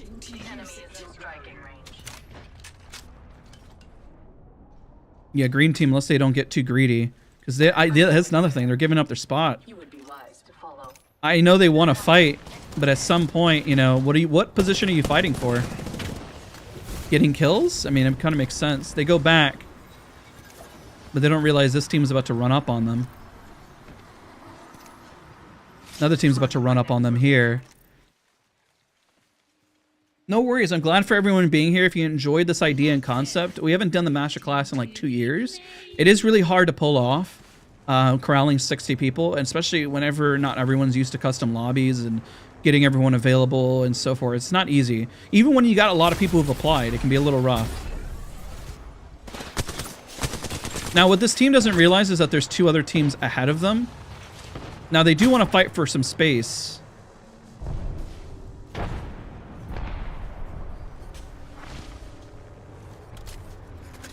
They got 1 knock. This is just becoming a cluster. The point of the person in the center is just sitting there for free.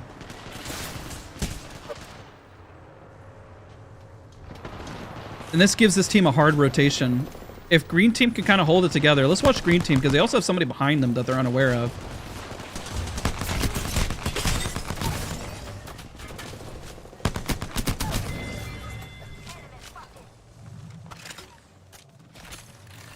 All they got to do is start clearing their backs, and they have a high chance to win. The chances of them winning have just increased over there a lot. But green team is not written out. There's a lot of solos. They got to start clearing their back. This is where you start saying we need to start shoving specific areas and gathering info where our backs are cleared, rather than shoving forward. If they just shove forward, rather than clearing the backside here, or in terms of like deciding what fights are worth taking, it starts when you start saying, I got to clear the backside, you know? Because while they can see that, there's like 3 solos on the left side, which is pretty much like fighting a full team. They got 1, they got 2, which can grief for them really hard, and they got 3 there. So if they clear these 2, then move forward, and then hold this, that's better. And this team needs to start clearing angles as well, and seeing what's around them. That's when you start asking the question, what's behind this? What's behind over here? Where am I? What fight am I seeing? If there's 6 teams, where are all the remaining 5 teams at, right? You got 1, you got 2, where are the rest? There's rats. Let's start clearing our backs. Now, they're clearing it now, but it's a little late. Okay, they got 1. Now they got to keep clearing, but it's a little late because now they made noise. Now they have to worry about the team that's gating him in front, but also the rat that's in front of him as well. That could grief them. Like, let's say a rat comes in and 1 clips you. Robo, it's great to have you here, buddy.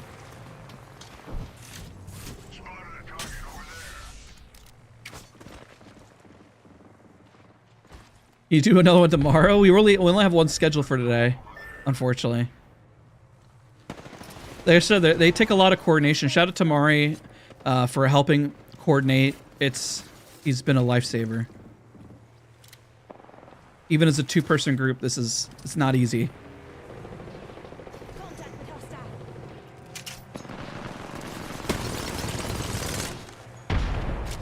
All right, I mean, this team has a good chance as well as the team in the building. We'll see what they do. He's using 30-30 to open the door. A lot of people don't do that. It's actually pretty smart. All they got to do is kind of wait it out. They have a pretty good spot in zone. They got 2 on roof that if they play this outside, they have to leave their building at some point. They just got to make sure they don't get knocked.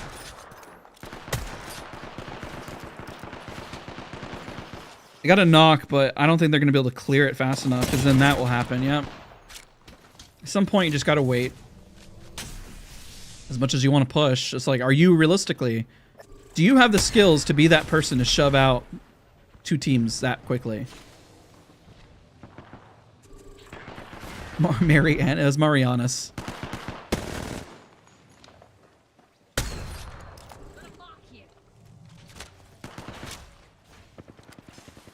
This team just has to wait. They just gotta wait. And then we'll all go into debrief chat. And I'm gonna pinpoint 3 moments, and then I'm gonna ask them the questions to see what they felt like they were struggling with. This team just has to wait.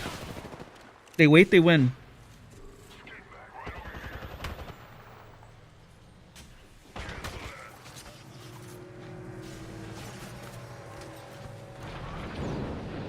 Now keep in mind the zone playing. I don't understand why they're playing this side. They just play the wall over on the right and they win. And they do not throw your ult that early. Do not do that. That's crazy. There you go. Now they're getting it. I would not throw that ult. Don't do it. Don't do it. Wait. Nobody's hurt. There's no reason. You got plenty of time. Do not panic. I don't know why people panic on end zones. You wait. You got it. Chill, chill. You cracked them on the rotation. Back up. You're good. Heal up. Heal up. Heal up. No! Don't throw it. There's no reason yet. It's too early. There's no reason. Nobody's shoving you. You're fine. Now, guess what? When the zone ends, you don't have it. Also, the other team is haloing. I think they probably could have waited too. There's no pressure yet. It's like throwing bubble early. They gotta wait. Now you want Halo. Now you want the Halo. Now is Halo time.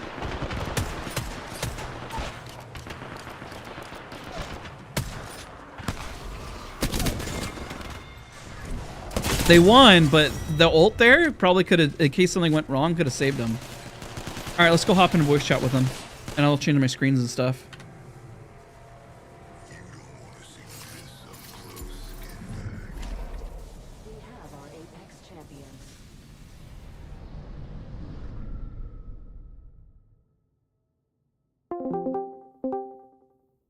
Hello, everybody. So I'm going to speed this one up along because KC is super easy to talk about.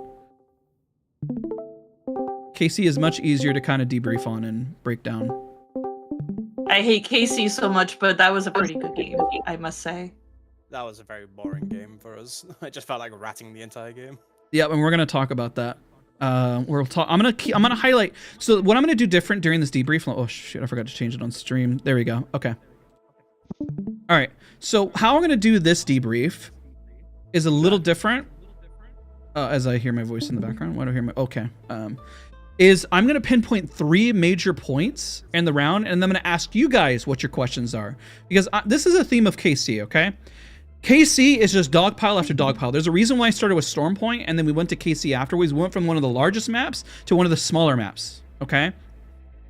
One of the biggest mistakes people make is not realizing that there's 5 or 6 teams nearby. Yeah, the winners do get codes. I'll message you guys after. At least I'm going to look at the VOD and record it, and I'm going to get those codes out for the winners afterwards. And then we're going to do one more round, and then we'll vote for the 4th round in terms of debrief, okay? So one of the most important themes here is trying to think ahead of time with KC, because usually in the area, there's probably about 4 or 5 within the vicinity. And if you think Storm Point was bad, KC is like 4 times as worse, or 3 times, because Storm Point is literally the largest map they've ever created, and KC is one of the smallest maps. One of the biggest things I tell people is that this map was designed a long time ago around people that didn't have movement. The most movement you had was a Pathfinder who's the size of a fridge, and then you had an Octane that had predictable movement flying up in the air. Now you got Ashport, now you have Valkyrie, now you have Horizon that can get to height. You have a million different things running around. You've got Newcastle that can just lunge forward with his ultimate or catch up to teammates. So when you look at the flow of the lobby, you realize that it gets clumped in a lot of specific areas, right? This clump is going to run over this side. As soon as you fight here, this clump is going to run over to this side, and that's the worst thing that can happen. Right? A few key moments that I want to highlight is when the dogpile happened here in the center. There's only so much you can do in terms of skill, okay? At some point, you have to realize, what is your fallback plan? What is your way out, essentially, whenever you're fighting? Because what happened here is that there was a few teams that occurred, and they were fighting. And then nearby, when you look, there's still 1, 2, 3, 4, 5. Everyone's within earshot, able to fight and then fight and then fight. And that's the biggest problem that you see with KC. So you have to decide after you get 2 knocks. The best advice I can give, and the problem, this is the problem that's going to happen. This is why I try to keep the round short. As I give you the tips, everyone starts to implement those tips, all right? So everyone starts to do the same thing, and then the lobby changes. And guess what? That's what happens in pro matches. Not for my tips, but in general, everyone has a general fundamentals locked down. So as soon as you get 2 knocks, assume a third-party team will show up after you secure even 1 knock, and that you can position and bait for the next team, all right? That's your best bet. You're not always going to get clean wipes. It's better to get your KP and then wait for the next team, or get out while you have your life intact. And you feel those moments when they happen. That's point 1. Point 2, make sure if you're resetting, because this team started resetting and putting a port, that you don't drop to low ground whenever you know that you have a safe spot. Going down into a space that you have no information on is a big no-no, especially when it's clear that your teammate is creating a portal and moving. This happened, I'm picking on this one person I know, but this happened a lot where somebody was doing something or going out, and that's probably theme number 2. Theme number 3 is to make sure you clear out your backside. Let me skip ahead to this moment. Okay, it happened further. 1 second, I'll find it.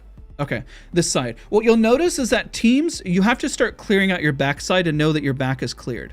At some point, you start saying, okay, well, this is safe. What do I need to gate? Is this team a threat here? The answer is no. They're not going to leave their spot and start chasing you outside of zone and giving up their spot, because if they did, then this team just takes their place. So your biggest thing is to assess what's a threat. The right side is your threat. So while this team is looking forward this way, your bigger threat is this side because you don't have eyes on it. And if you do, they're more likely to have to come into zone. And so what happens in terms of this overall is that later is that you end up having a dog pile on that end. See? Now the team that clears this up also was late in terms of clearing this area, in terms of clearing out rats. My biggest advice when you look through the VOD is like there are 6 teams remaining. You start to play guess who. There's a team in building, that's 1. There's a team on right, that's 2. There's a team on the other far right, that's 3. So therefore, there's got to be 2 other people in the area that includes 5 and plus your team, which is 6, that you can start clearing your back and start clearing space. If you know that and you say this is all clear, then you can move forward. The last thing you want to happen is to have some rat or a duo squad clearing you out and then realizing you made a major mistake while you're pushing forward and that you were unaware of. The last one that people start to do, I'm going to pick on modestly Miles here, and then I'm going to pass it to you guys with questions, is panicking with your ultimates, okay? You wait. You don't get cracked, and you wait for your ultimates, right? There was no reason to pop an ultimate here when you know they're not pushing you, and then every team did this. Almost everyone popped their ultimate way too early. There's no reason to pop it.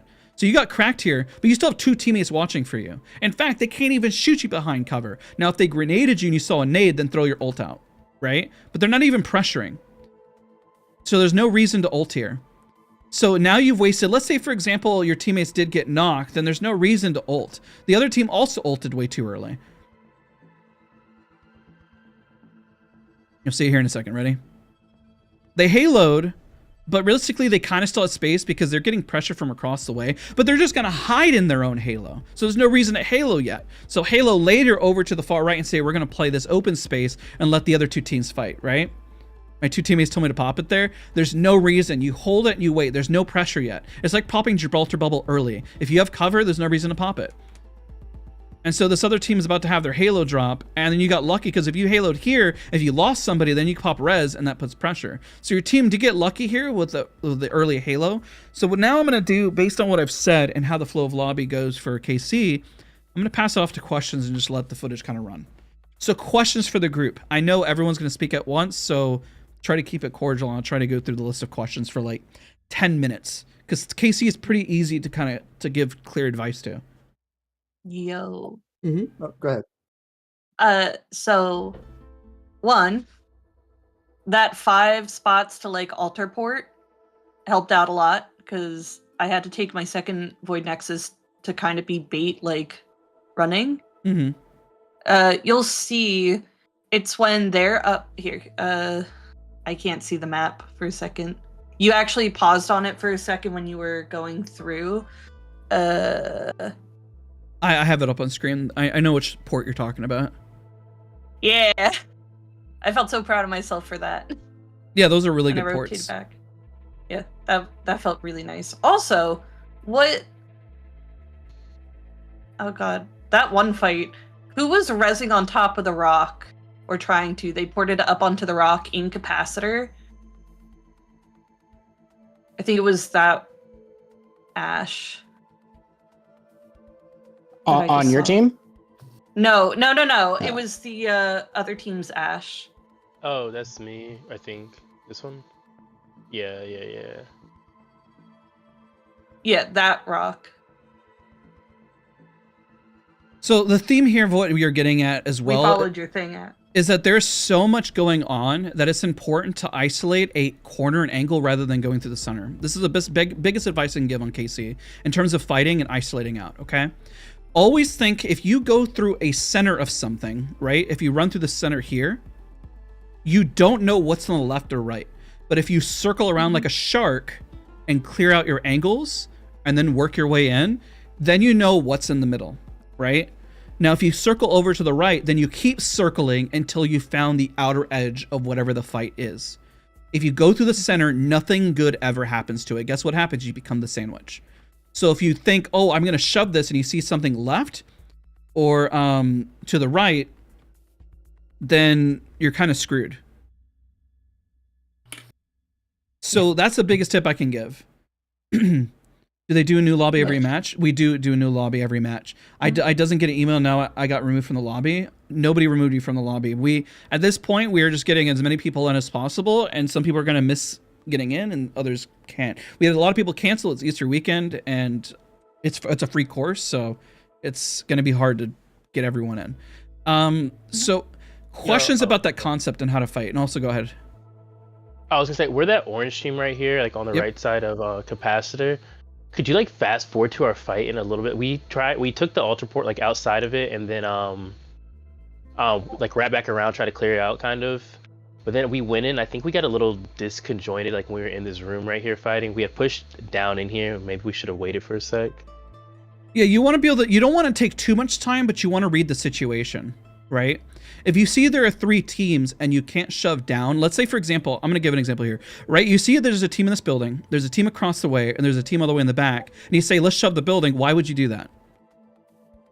Why not go on the backside and start shoving and get areas out that you know are weak? Because you know if you get inside that building, that's why I say understand the fight that you want to take. If you say, if we win that fight and we're in that building now, guess what? Now you have 2 teams looking at you. You have, congratulations, Yeah, you now are in a worse worse spot. up there under the pipe looking down kind of, the guy who's cracked right now on the screen. Yep. We looking into him. I think we had an Ash, so we saw the death boxes of like a team that died. I think we thought there were 3 total teams, not 2 total teams. But yeah, we had went. Is this our fight? It's close to it. Yeah, we pushed this team right here. Yeah. So that's the hard part, right? Is that there's 15 squads remaining. Zone is closing. KC is a small map. So you have to understand, if you win that fight, do you want that spot?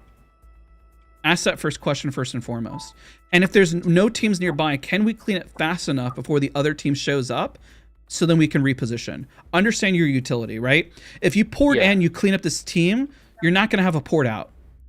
So you either have to go in there and clean it up within seconds, or you need to rotate and look for whatever's nearby, because that team pushing in, let's say it's going to get even worse whenever they start to buff Caustic and or Controller Legends, because then they're going to stall these fights that happen really quick. It's going to happen at some point. Controller Legends or Recon are going to be next. Information is going to be even more difficult to deal with if Recon gets pushed into the meta, right? So it's so important to realize, can we do this fast and efficiently, and can we secure a knock or catch somebody out? If all 3 are building, I promise you that fight's going to take way too long, or you're going to have casualties.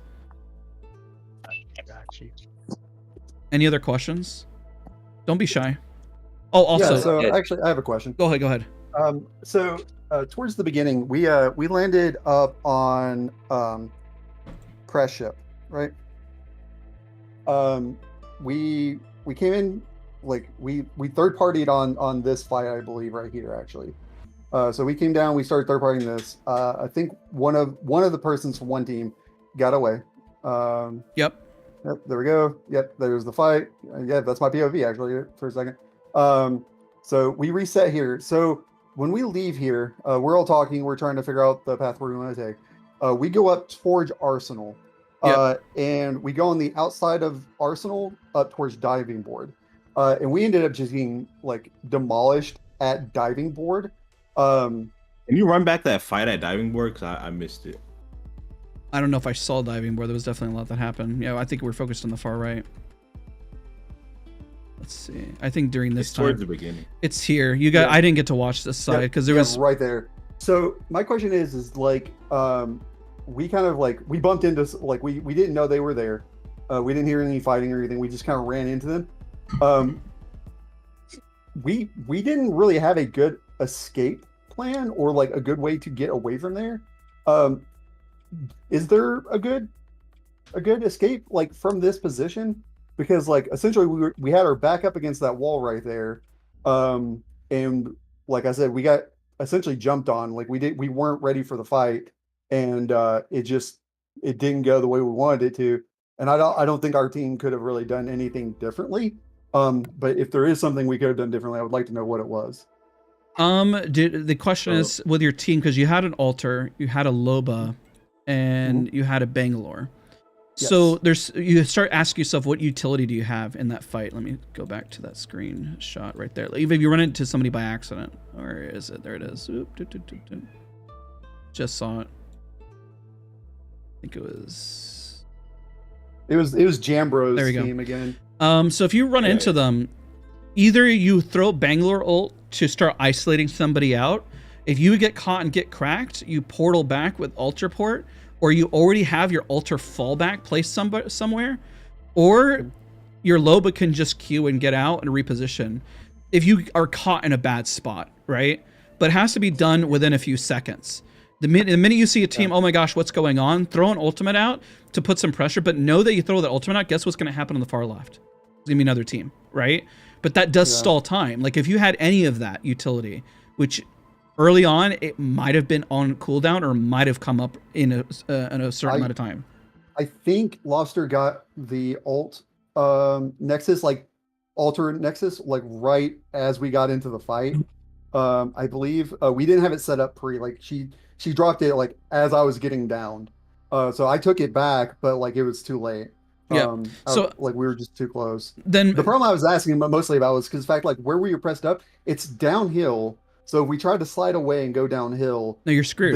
Just you would have to go back alive. through the way you came through this area right here. Oh, we didn't come through that way. We came down on the outside. Then turn and immediately go through artillery. Yeah. Yeah. That's the only thing you can do. I thought you came through artillery, but I would go through artillery immediately. That's your escape route, right? As you're moving, especially if you're the first person in, you should already be thinking, well, if a team comes here, I'm going to escape left. If a team comes here, I'm going to escape right. Most people, when they start floating around and run around, usually already have an out. Now, the worst thing that could have happened as well, this does happen, where you say, okay, we're pushing in here. There's a team here. You move left. There's another team there. The only other answer would be, well, the zone was closing. I probably should have just waited and scouted out to look ahead rather than just face planting it, or wait for the utility to come up.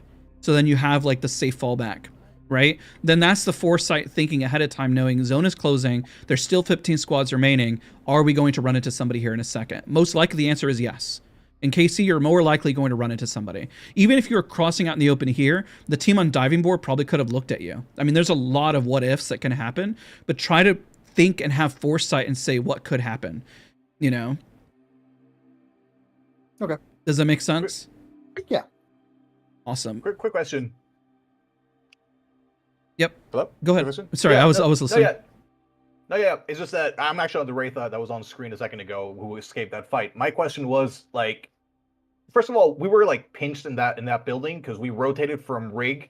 We're the green team that was on capacitor. I think a little bit before that. Yeah, right there. Mm-hmm. Yeah, so my question is, was there any way we could have, like, what was the decision making? Because we got knocked, we got started getting shot from the hill and actually both hills now that I think about it.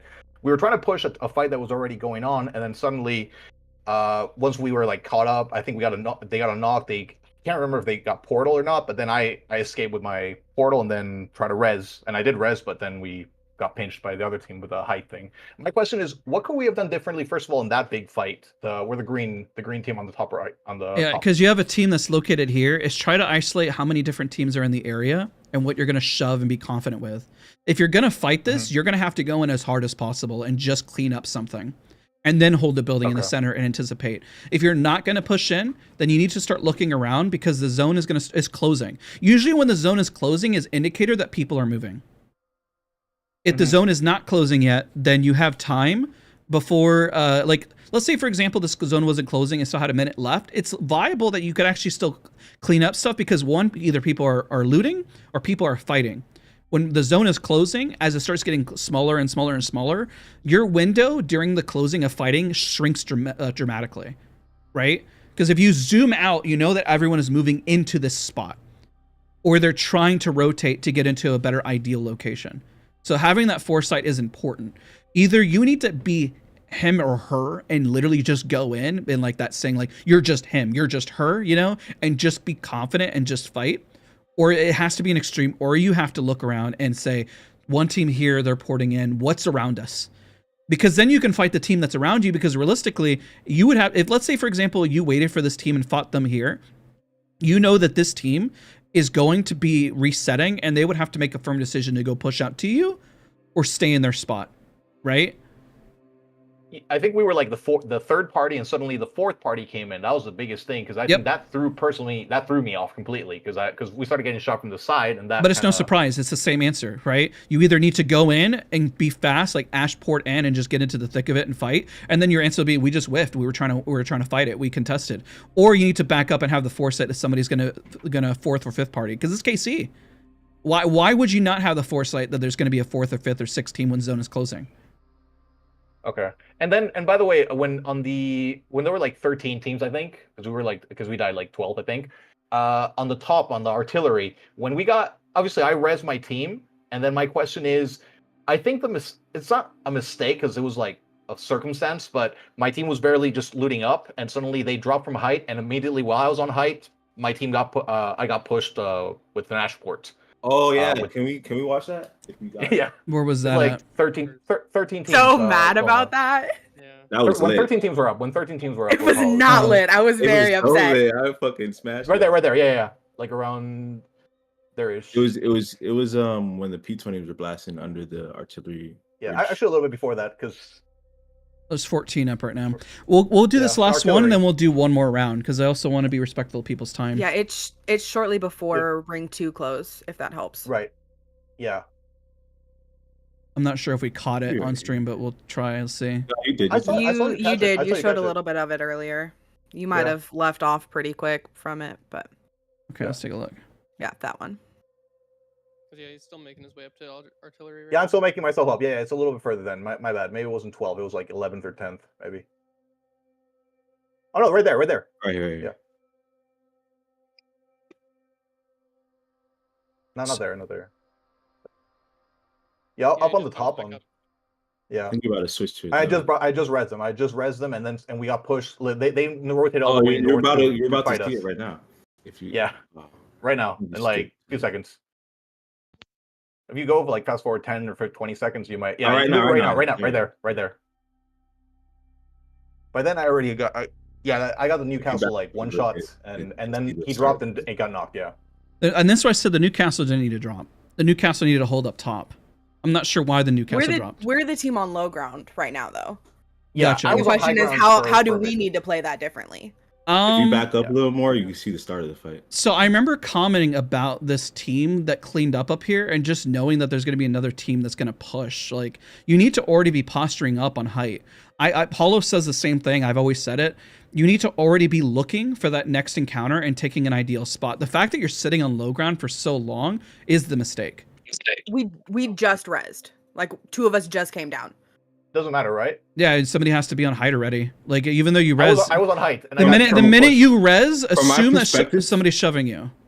From my perspective, I was watching y'all, right? Because we saw the res and I was scouting. 2 of y'all dropped off of height, and that's why I ulted up top on that one guy. There you go. That's your answer. You were waiting on. There we go. You see, you needed to fly onto height, and if you're not going to fly onto height, if you res, especially in KC, assume you are being shoved. It would be you might as well go play the lottery if you believe that you're not going to get shoved on KC resing, let alone pubs are ranked or in higher tier ranked. That would be insane to guess that like we're going to be safe. And if you are, consider yourself lucky. So should we have turtled up on the top basically? Yep, to put some pot, because then they wouldn't ashport up there. Because if they did, if one person ashports by themselves and gets blasted on that and takes significant damage, the fight's lost. The reason why the fight is lost, if they push this and there's 2 other teams nearby and they see that there's knocks on both ends, what are they gonna do? Yeah, they're gonna push you. Could you play the fight through so I could ask you a question? Unfortunately, I didn't get to watch the full fight. I saw it literally at the end. Oh, okay. So as soon as you guys, that's me getting knocked too. Oh yeah, real quick. By the way, me dropping down. This is Big Cope. That was kind of an accident. I went to pop my med kit. Right, at least I pressed the button. I was gonna look over as I was hitting it, and I just ended up walking too far. Gotcha. I was also commenting to my teammates. I was like, "That's a huge throw." I was like, "Oh shit!" Yeah, he thought the game was over at that point. I thought it was over at that point. No, the issue was I knew the wraith went somewhere, but I didn't know where. But you see that I didn't have LOS on the race. This is exactly why I'm doing the masterclass. You can hear it. Why? The answer is so simple. Instead of just hearing it from me, you're hearing it from others. You gave up height and we shoved. That's literally what I just said too. But now that you hear it from the enemy team, you know exactly why it happened. It's so clear. But if you scare them, you know, they said, how come you didn't push onto us? Because you destroyed us and we didn't want to throw. Right? That would probably have been the response if you crackle from a distance. And trust me, when people come out of the drop ship, they're coming at full HP and they may have a longbow, they may have a 30-30, they may have 2 close range weapons. It doesn't matter. They might actually be able to still clutch because that's how the TTK works, unfortunately. Just because somebody's rezzing is not necessarily always free.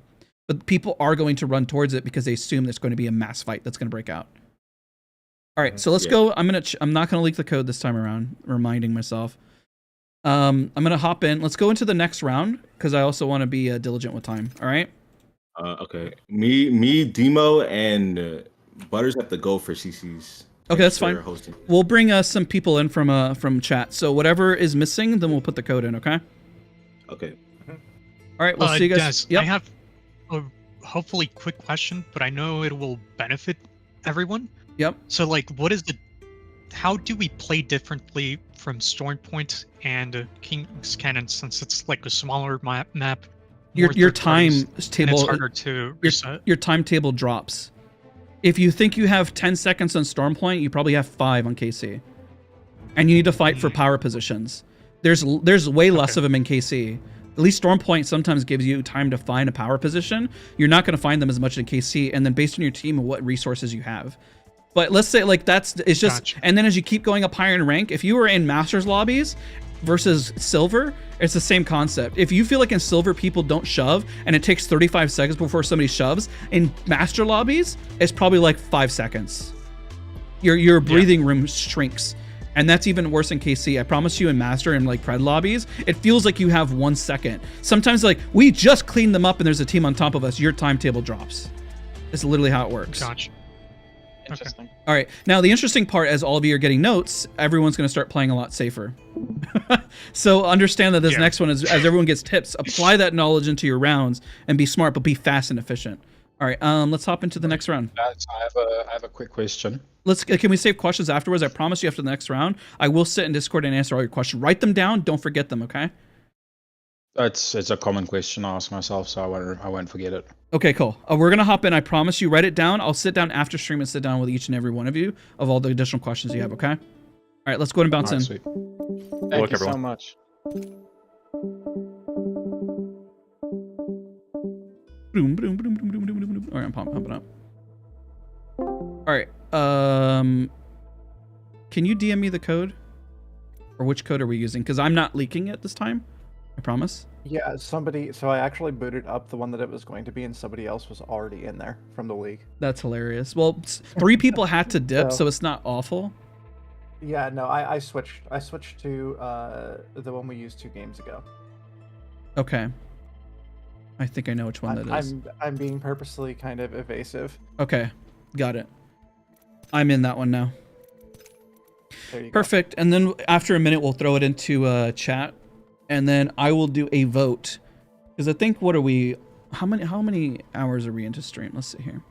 Yeah, I think we'll stick with 3 rounds because this will be around like 2 hours. Because after this, let's just do 3. I probably won't do a 4th, to be honest, because we'll do this round, we'll debrief, and it'll probably be around 3 hours. You know what I mean? And then I'll just debrief with everyone in Discord and just chat with everybody. Especially since people need to go. I'm not gonna like lock people in. Yeah, we've got some people that have CC, and they're going to want to watch that too, I'm sure. 100%, because I don't want to bleed into it. And so essentially, once we start the server, you can just like step away and do what you need to do. You know what I mean? Yo, low key, I'm going to get myself some beer after last night. Thank you, man. Everyone, be sure to give a shout out to Mari for helping organize this. This is not easy, you know? It wasn't too bad, but I appreciate it. This has been fun. It worked out. It really did.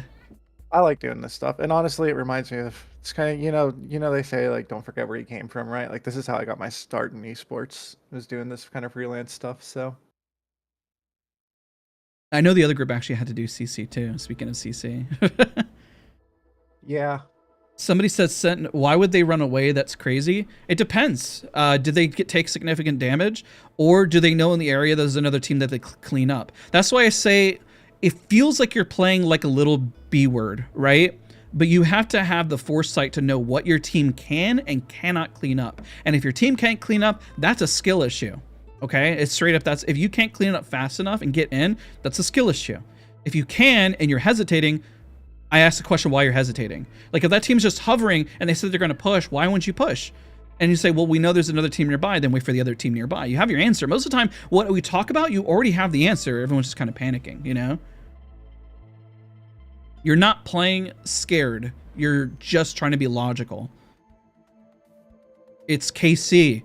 KC sucks. I've seen Preds die in 15th place and 20th because they just got run up on, and it happens. I guess we can put the code in chat because I know there was like... I'm about to, yeah. I was just grabbing this last person. They weren't assigned a slot, so they joined in as a filler. I'm just gonna jam them on a team, and yeah, that team. I'm gonna type in chat. This had one. I've got it. Yep, is the last round, so I can answer any and all questions. I figured there is a ton to go through.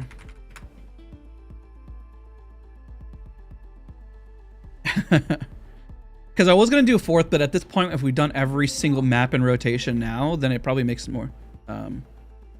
For time purposes, best to stick to 3. Also, because ALGS is coming up, I want to answer any and all questions.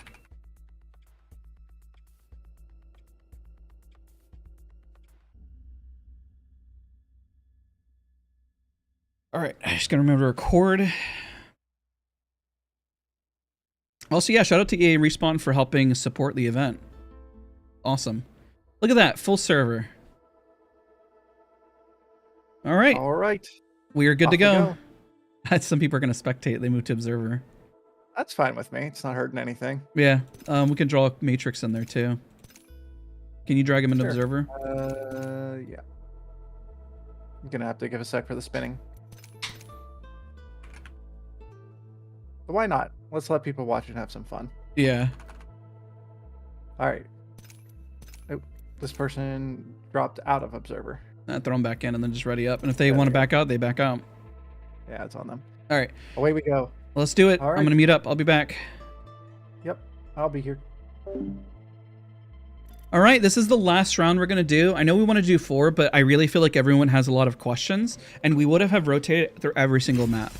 I can tell that everyone has pressing questions, and we should have more than enough data or recordings that I can go back and explain concepts. E-District is a very interesting map because there is a lot of cover. It's like a blend of Stormpoint and KC. People can get to you relatively quickly, but there's still a lot of cover in what you can take. So it's important to kind of realize that. So what I'll do is I'll answer Q&A for about 10 to 20 until we reach the 3-hour mark, and then I'll end stream, and then I'll continue answering questions in the Discord for individuals. Just so it's not just endless Q&A at the end. Or if Q&A ends early, then that'll be kind of the end of the stream. We'll see. Thank you guys all so much for hanging out, for vibing. Be sure to leave a like if you want more of this. Fill out the form so I can have your name as well for future events, and I can probably email the mass group if you're interested in it. Or it kind of gives me a gauge to kind of tell Respawn EA that people really enjoyed this type of an event. I'll put it in the description as well. Once this becomes a VOD, this will stay as a VOD. But it's so interesting now that you hear the other perspective of saying, well, we push because X, Y, and Z, or you see the thought process of others. I know that it seems like, well, I'm just getting bigger picture, but sometimes bigger picture is more than enough to instill confidence within your team for you to win, you know? We should move there, companions.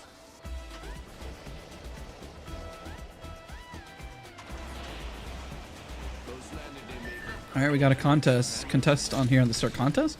No contest. I mean, we had people apply from all around the world. It's quite literally. It's just, hey, are you willing to deal with the ping? But also dealing with the ping, at least to learn, is pretty big. You crashed? Oh, I'm sorry. You might be able to get back in, even if you crashed. R301 here. Because, I mean, it is, yeah, I mean, you might be able to get back in. All right, so there is a team on low ground. There's a team on height. So if they push up, they got to be pretty quick on this or be willing to leave because at some point they're going to burn through resources.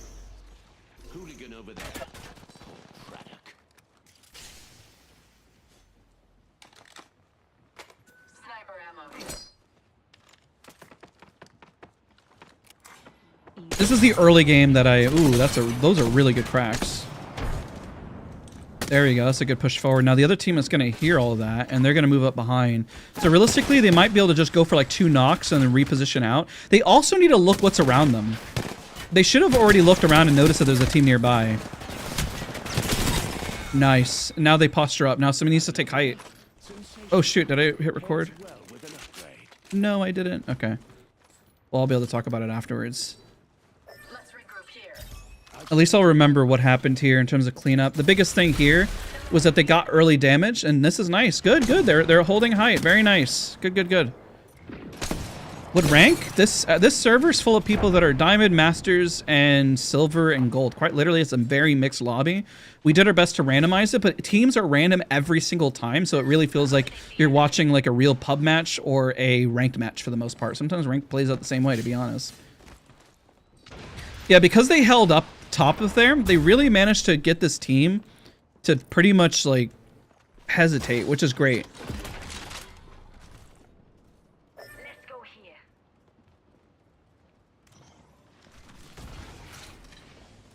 I don't think they know that they're still below them. A lot of fighting hasn't happened elsewhere. It's kind of where focus. I know there's going on over here. Let's switch to that for a second. I'm not really sure what that cue was. They're on low ground right now, which isn't good. Oh, are they going to be able to get that off?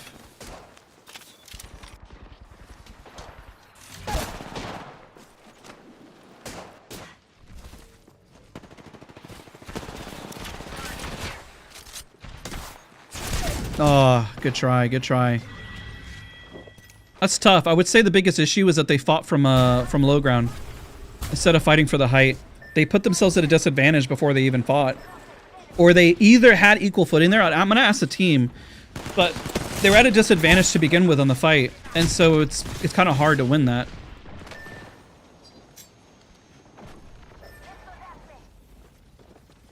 I don't think this person will be able to get out. Yeah, at that point, you just got to stay and fight. I mean, it's worth a shot. Good try, good try.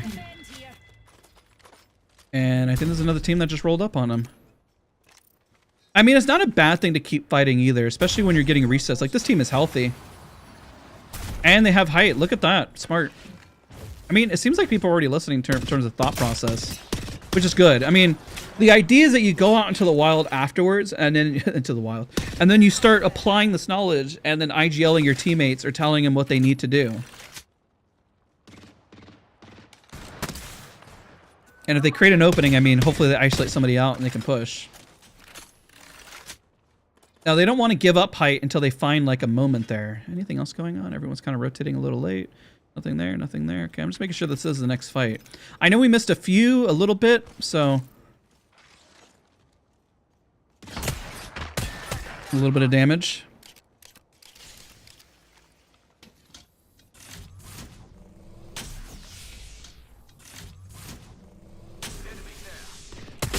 Ooh, that's something to push on. Very nice. Now, there could be 2 on the right. Let's see. I don't even know where they're at. One's in the back? Now, you shove that. That's crazy. Actually, go for the low ground guy, yeah. They already cracked him? That's easy. That's easy. Easy. That's free. Push, push, push. Get him out. Oh, he took the fall back. That's crazy. That was free. If they realized that sooner, they really should have shoved down below a little faster, to be honest. Knowing that they got flanked. I don't think they knew the other people were rotating up. This is winnable. It's 2v2. A little bit of reset. There's no reason to reset. They got this. The others have reset. Now, what they could do is just reset at this point or push them. Like, they could push through that. It's ballsy, but it might be worth it. Now they're going for the reset. Where'd the other team go? Nah, they're gone. They're gone. They are gone. They could have shoved through that. If you got a clean knock and you're confident with it, they could have shoved through that and then taken their own fallback, but they'll live to fight another day. Let's see what's happening here. All right, we got a fight happening there.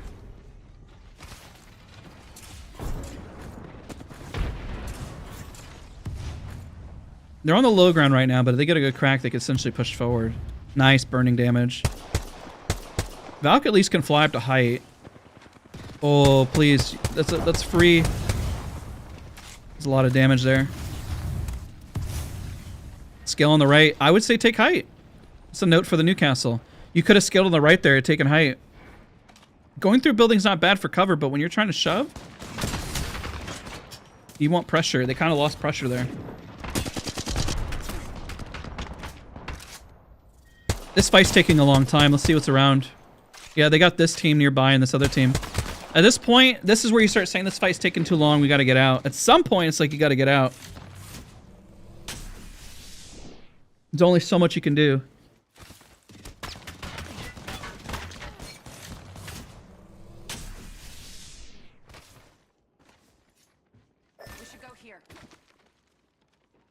There's another fight happening here. All right, they're getting out. These teams probably won't fight. We do have a lot going on over here.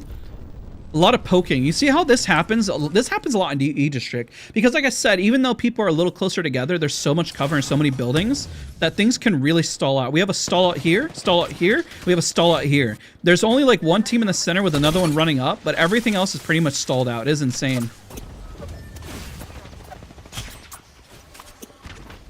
You know, one thing that's also interesting that I think is underrated this season is probably the triple take. I hate saying that, but I think it's the first season that the triple take might actually be underrated because it's so powerful at multiple ranges. Oh, looks like they're shoving here. They managed to breach it, but there is another team nearby. Yeah, everything's stalled here. There's 3 teams up. Oh, there's the knock. They got isolated up, but there's another team shooting in a distance. Hey, it's good to see you. I'm sorry you couldn't make today. I know you DM'd a lot of people. There was a lot of cancellation. A lot of people getting in because of Easter. We're on our final round. I was going to do 4, but I didn't want to take up too much people's time, considering I know CC's right around. ALGS is right around the corner. Nice, good callback. Good save, good reposition. Now, this is where I say things stall, right? This is the most annoying thing. What do you do when things have stalled? Honestly, it's sometimes just going to zone because it's hard to push a 3-stack in a building when you know another team is nearby. What do you do? Or be confident to go breach in and isolate one person on a floor. But because we're playing in a current tier of lobby that we're in, it's probably not worth it. And by the time these 2 teams fight, you have another team that's going to gate, right? That's the downside here. Let's go there.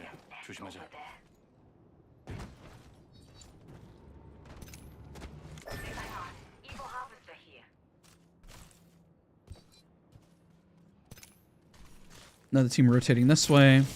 This is a cluster here. This is where people ask, like, why does it feel like it gets so congested? It's your answer right here. You know how I said there was 3 stall outs? There was a stall out on the north side, here, and all the stall outs have to move somewhere, right? And that sucks. And so that's why I say at some point you just kind of have to call it and just move and then go live to fight another day because the fight's just taking way too long. And I get why people get frustrated because it's like, what about my KP? What about this? Well, if you're going to shove, you would have already had the confidence to do so. And if you can't get an opening, then that's a skill issue. And sometimes it is a skill issue because other people are loaded up on the same skill issue. Like they're still the same skill, excuse me. Like maybe you're running to masters against masters against masters and there's a diamond, right? Now, if you notice like, hey, you're a master squad and you run into a gold squad, sometimes you think that they're also of equal skill level and you're probably giving them a little too much respect. Another team's landing right on top of them. And it literally is sometimes seconds. Sometimes seconds make the biggest difference here. Where like maybe if you just left 10 seconds sooner, if you shoved 10 seconds sooner, you know? In terms of being on time. This is going to become congested here in the north side. This is going to be a nightmare to commentate over. I think this is honestly, if you watch ALGS, they're having an absolute hard time casting too, because there's like 5 or 6 fights that break out all at the same time, and it's hard to watch one specific area. Wow, and also people die so quickly now because of TTK. There's Newcastle going for the res. Are they going to shove that? I don't think they have time to shove it with the knock.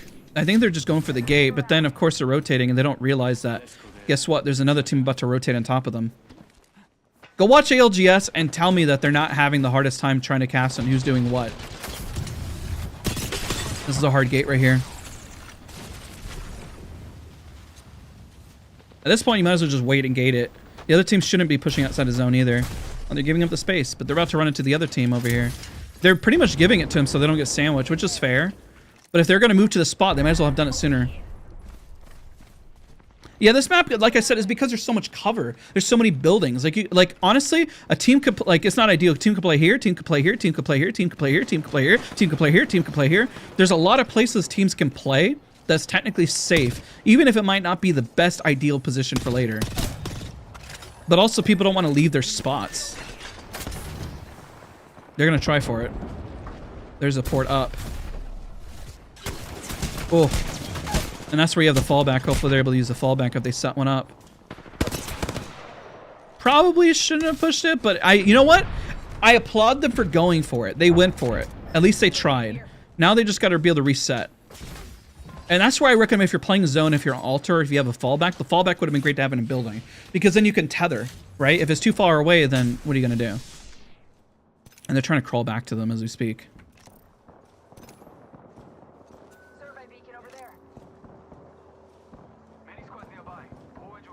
Look at that crawlback. That's insane. Because the other team, I mean, there's just so much happening that you have the ability to reset. It's not the end of the world. Only one team died throughout this whole encounter. Everyone's got a building, essentially. Now everyone has to move to the center and nobody's there. That's crazy. This is going to be an absolute nightmare.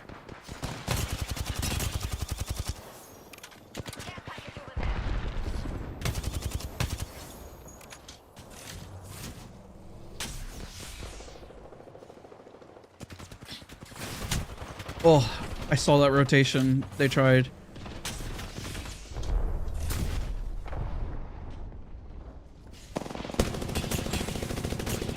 Almost a crack there. Almost a crack. They got to clean this up. They got 54 seconds.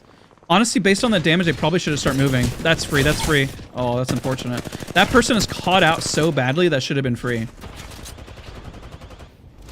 Now, they're pretty low, so I don't think... Might be able to get that off. Yep. Oh, good try. I think if they noticed where they were isolated there, they probably could have done something. But the fact that the Lobo was literally sitting there crouched in the open was literally free. And free focus fire, you know? Alright, this is where we're going to see one team die after another, and it's just going to be normal, no matter what we look at. It's just going to be fighting like crazy here. You ready? Everyone's going to jump on everyone because nobody's playing center, and they got to play together. This is not impossible here for this team. We'll try to keep I'm keeping an eye on them because technically they're on the gate right here, and so they should be able to third part of the other team and be able to hold them out in position. And they're not in the worst spot as long as they etch themselves in. Okay, they're getting shot in the back, but they have a reset. Okay, there's a Wraith looking for a spot. The other teams have to move in. They might be able to get that building over there. Probably where the Wraith is going. Oh, they weren't able to make it. Honestly, they probably should have went for the building. Or waited. Or left sooner. There's a lot of what ifs there. I honestly, at that point, if they're fighting, they probably should have just gated at this point. And then shoved something. Or went this way after they realized it was safe. Yeah, that's a hard gate right there. This team is fighting, meaning that they heard that they can probably go that way.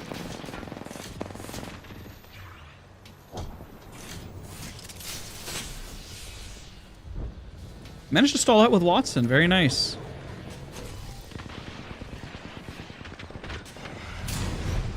Another port to reposition, but they're porting and they're going to end up on another team.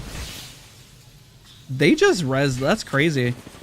Like, I think that their head was peeking out that they've shot them there. They might have actually been able to hit him. It's nice to see Watson being effective. It's really hard for Watson to be effective in the current meta. Good to not get grenaded out, but hold some space. Like, this isn't the end of the world. The team's getting pressured here. We have one team that has to have a late rotation here. They need to. There's a team underneath, and there's a team this way.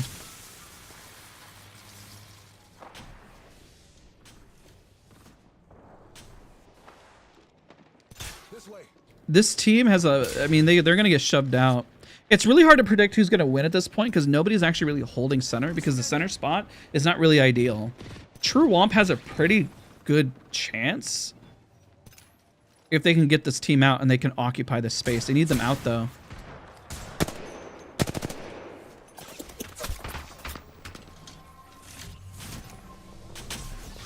If this team could also mop up this team and then clear space, that also would be ideal. Oh, that's free. That is free. They're all staying out in the open. Oh, they're not all looking at the same spot, though. They're not focus fired on. Now we got another team rotating on them. I think they're kind of poking. They're a little bit split here. They were split on the port push going in. They took it back immediately. Well, they have a way in, and the team down there doesn't know they're necessarily knocked. Good Halo, good Halo. Oh, it was a second late, though. The thought process was there. I saw the thought process. I think if they came back through the Halo right on them, that probably would have worked better, and they could have had a free reset. Now, their team has a pretty good chance to win if they can clear this out. If they could clear it out, there's a good chance here. Good, good, good. They got to keep clearing, though. They got to win this. They can't let them reset. Good Halo by the other team. Gives them a little space, but they're taking a lot of zone damage there.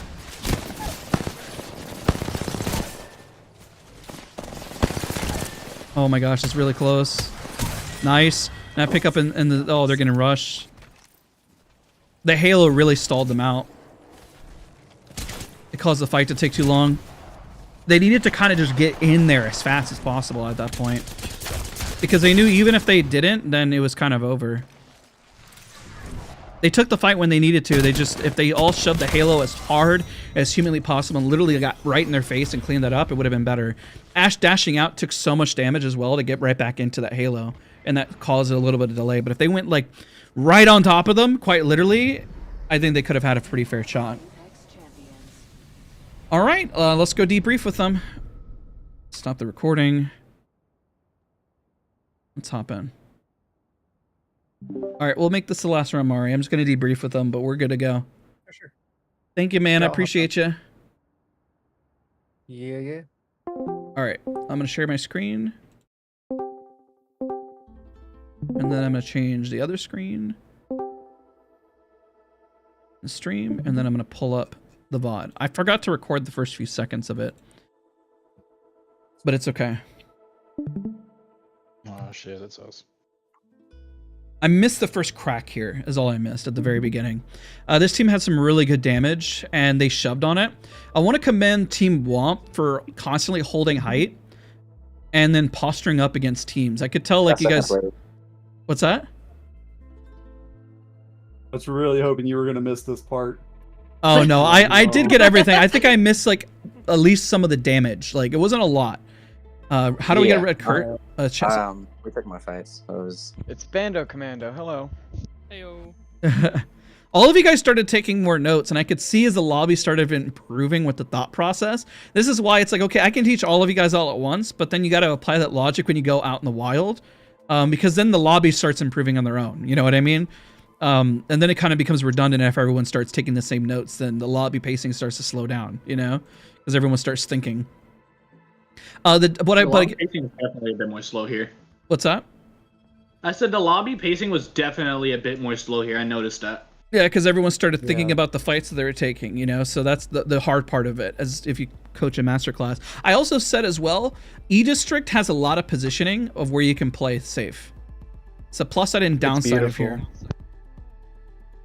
So there's a lot of places you can play in endgame. So let me see how much time we were at. Okay, checking time on stream. Okay. Because I'm probably gonna run Q&A here for about like 25 minutes to like 30, and then I'll end stream, and then I'll continue answering individual questions. So then we're going more broad so that everybody who's watching understands, and then I can get more into like nitty-gritty individual stuff. Okay. We won't do round 4. Because CC ALGS CCs is coming up, and we're almost at a 3-hour mark. I did tell people it's like anywhere from 2.5 to 3. If I start up another round, we're going to be going for 3 hours, almost 4 hours at that point. Gotcha. So I'm going to cut the 4th round off for now. But what the Team Womp did really well here is the fact that you guys were able to reset and stave off a team, and that you guys did push really efficiently. So that was something that did happen.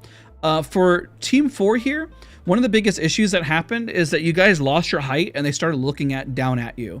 Once you've lost your equal positioning, it doesn't matter how good you are unless you're aimbotting essentially, or you're a pro, you ain't gonna win that.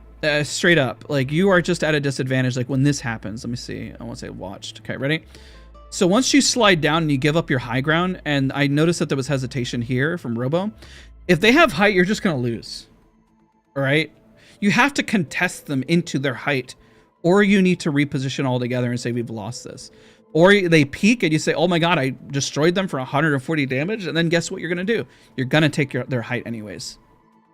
Yeah, I was kind of telling my teammates, I think that's been a recurring thing I've been seeing with myself in this class, is that like, no, there's a lot of hesitation going on. I know here, like, I think we got a few good cracks in, and then they backed off, but I think we were still kind of like, you know, deciding on what to do next. Yeah, instead of backing off, you just gotta go. Yeah. I mean, what's the worst that can happen? You die early, and you get every kill.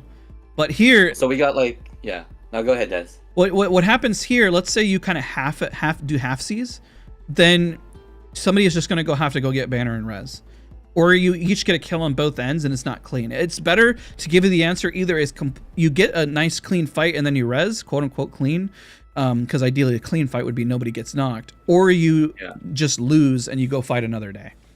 It's better to go die and fight another day at this point. Yeah. No, I was thinking like, okay, now at this time, like since we're not doing so great, we should like back off and like just, you know, recover. But we had a series knocks first, or not knocks, some cracks. It's like no, like even though like they backed off like entirely, like we weren't fighting anymore, and I guess we were doing pretty like decent in terms of like our health and whatnot. Like at that point, like no, we probably should have just pushed forward and try to shove them. It happened here with Robo, where I saw the thought process is here, right? You guys are thinking about it. You'll see it here. Yeah. And I see the hesitation because, oh, I got queued by Ballistic.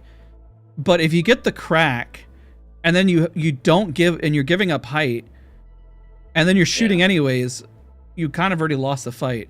Because if they push forward, then Bello wouldn't need to queue back, and then Loot Goblin wouldn't need to start running too. At that point, it just became a free-for-all of like, everyone for themselves! You know, at that point, it's pretty much what everyone just said there. Okay. No, cool stuff. So if I was in a boat, I'd rather just go in and die and then be like, this is what happens whenever I solo queue, is that either I'll go in and then just die and I say, I don't know, you guys could either save me or just run. Because I went for something, and if I die, I die, you know? I have some questions there. That's kind of the masterclass that you're holding, because I do a lot of that, like that solo queue, and I've kind of got to a point where it's just like, my thought process is I feel like I'm good enough to do enough damage and even knock somebody by myself, and I've won B3 plenty of times, but it's just like I get to a point where it's just like I know it's a team-based game, but at the same time I'm just like, two other people, you know, we're all in a different mindset. So I just kind of like do my own thing at that moment in time. Like the last game we were just at, I think it was when we were playing KC. You know, it was me, a lifeline, and a wraith, and the lifeline kind of was like frazzled, but at the same time, me and the wraith were just like doing our own thing, you know, doing what we had to do type of thing.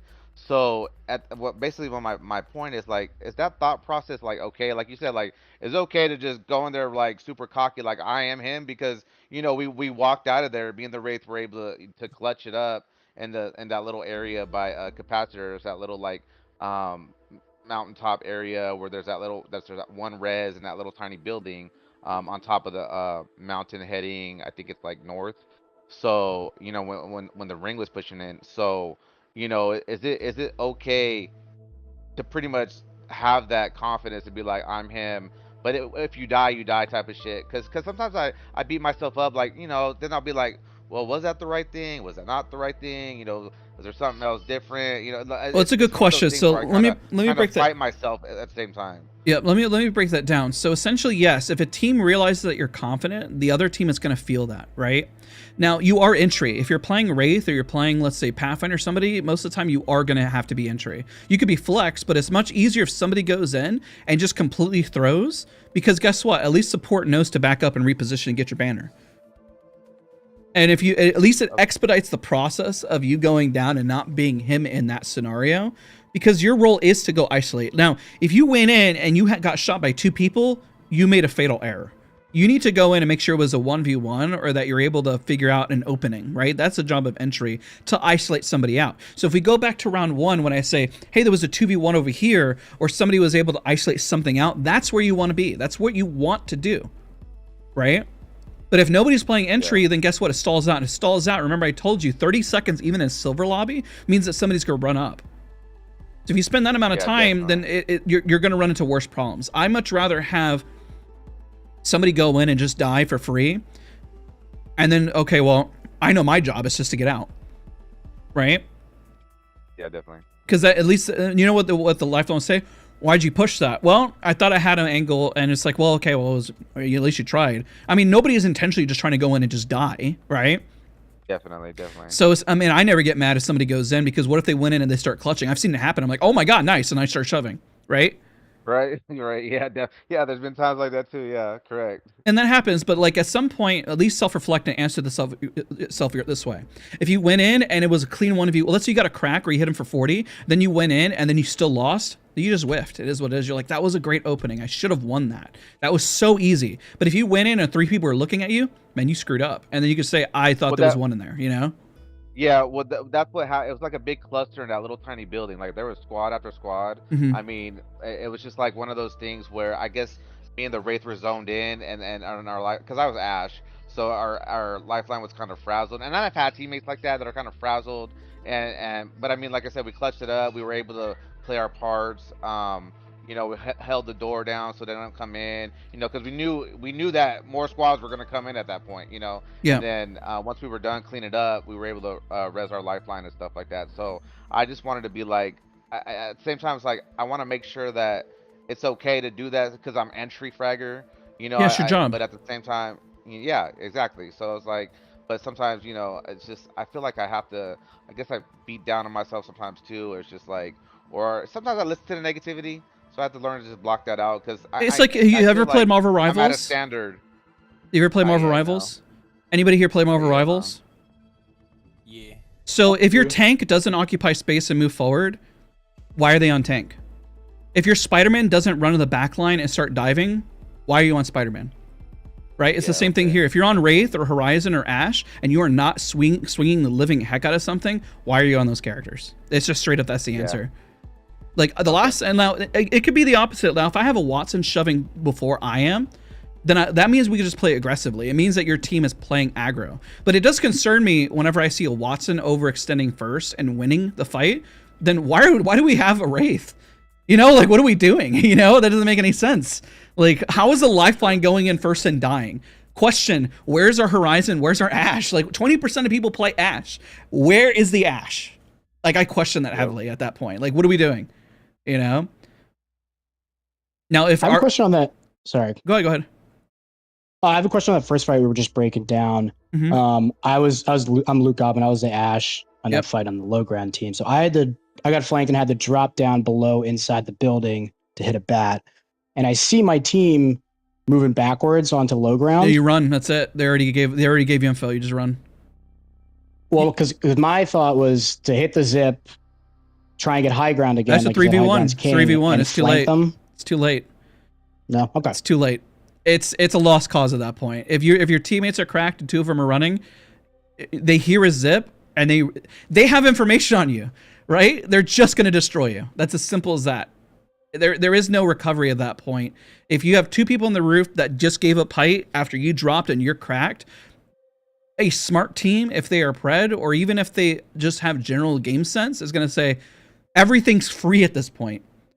You come up, that's a 3v1. We shove down, we kill 2, and look back on you. Guess what's gonna happen? They're gonna kill you. It's just simple as that. You're just dead. I'm sorry to put this up bluntly, but that's it. Like if you healed, I'd be dashing out. But like my team is dead. Like we are dead. You've already lost the fight. And if you ask yourself, well, what you should have done sooner, maybe instead of dropping, maybe you slide down so you had a chance to get up faster. But the zip is such a large audio cue that they're gonna look at you. Okay. All right. Instead of just covering more in this game, I'll start answering questions that people have. because we've covered a lot, and I'm sure that if anybody has commonly asked questions, I'm sure we can go to something in the VOD and kind of look at it and then break it down from there.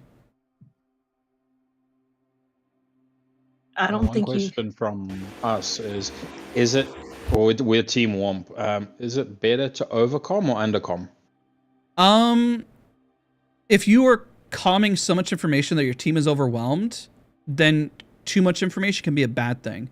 It's always better to be concise than throw out paragraphs. If you're saying 150 top was 120 on left, that's more than enough information. If you're saying, oh my God, there's somebody on me, I gotta pop a cell, I don't know what's going on, I'm gonna look up on height, there might be somebody in the back, also I hit one for 150, oh my gosh, I got cracked and I'm popping a battery. Dude, holy crap, you can say a few things. I'm stuck, bat 120. That's all you need. Less is more. Yeah, 'cause I know That happened with us a lot. Yeah. spit out information way too fast and just not keep an eye on actually what I'm saying versus just info dumping. Less is more. Good information, yeah. You got 2 other people in the squad, and sometimes having 1 person who doesn't say anything, but 2 that are giving good information is more than enough. If you ever played games like World of Warcraft, that's why you got 1 person on the comm giving IGL callouts. The last thing you or raid callouts. The last thing you need is everyone screaming on the mic. This ability's coming out. This ability's coming out. This ability's coming out. I'm popping this. Like, bro, holy crap! Like, let's keep it like information. It kind of becomes like military callouts. The last thing you need is efficiency. You don't need to know everything that's going on. If somebody says, "I whiffed everything. I lost," you know what? That's really good information.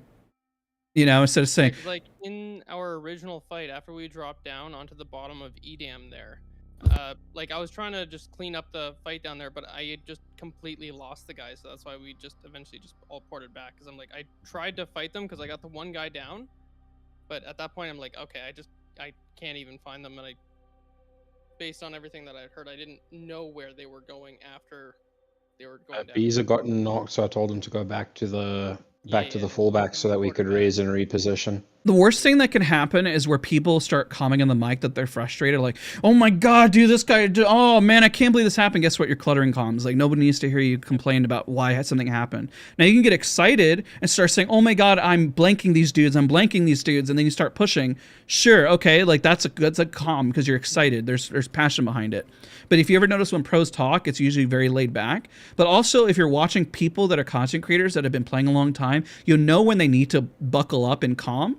And you'll notice when they start joking. When they're rotating, they're like, oh, bro, I can't believe that team did that. Yeah, that's pretty crazy. On me. And all of a sudden, like, there's a switch that flips, right? Where all of a sudden they start focusing on information. Yeah, and then they go back after they won that. Bro, that was insane. You see that? Yeah, I don't know why he pushed me. That was so stupid. You guys see the movie that happened last week? On me. Then all of a sudden people like get real serious, and they, because there's only so much information you can flood at one point. It's virtually impossible otherwise. Especially with the current meta, stuff can change so fast. Like, what are you supposed to do? The cluttered comms is something I fight so hard. Like, all my friends is like, I'm still up trying to like clutch out this fight, and everyone's just instantly like, oh man, this guy did the thing, and I died, and what the heck? And I'm like, I need to hear footsteps right now. Yeah. I'm sorry. Hey, it happens. You calm that. I know it's not just me, but also it's definitely not just me. Everyone does I it. know it's not just me. And so sometimes just being more direct, just know when you turn it on and when you turn it off. That's pretty much it. You turn it on whenever you realize you need to focus up. And guess what? Your teammates may not reciprocate that when you're playing with randoms. They might just be on the mic, but at least you're not going to cut our comms, and there's one less person on the microphone just spewing all kinds of random stuff. That's why 3 people can say absolutely nothing on the microphone and be really good players and win, because they're being spatially aware. Sometimes if somebody's saying over here, over here, over here, sometimes you need to actually look at your back. And that's not the most important thing in that moment. Or they need to hear audio footsteps. That's why people complain in this game. This game is notorious for bad audio. But the last thing you need on top of bad audio is people screaming in the mic on Discord when the game already has bad audio. It's the last thing you need. You know? I want to ask about the last, like,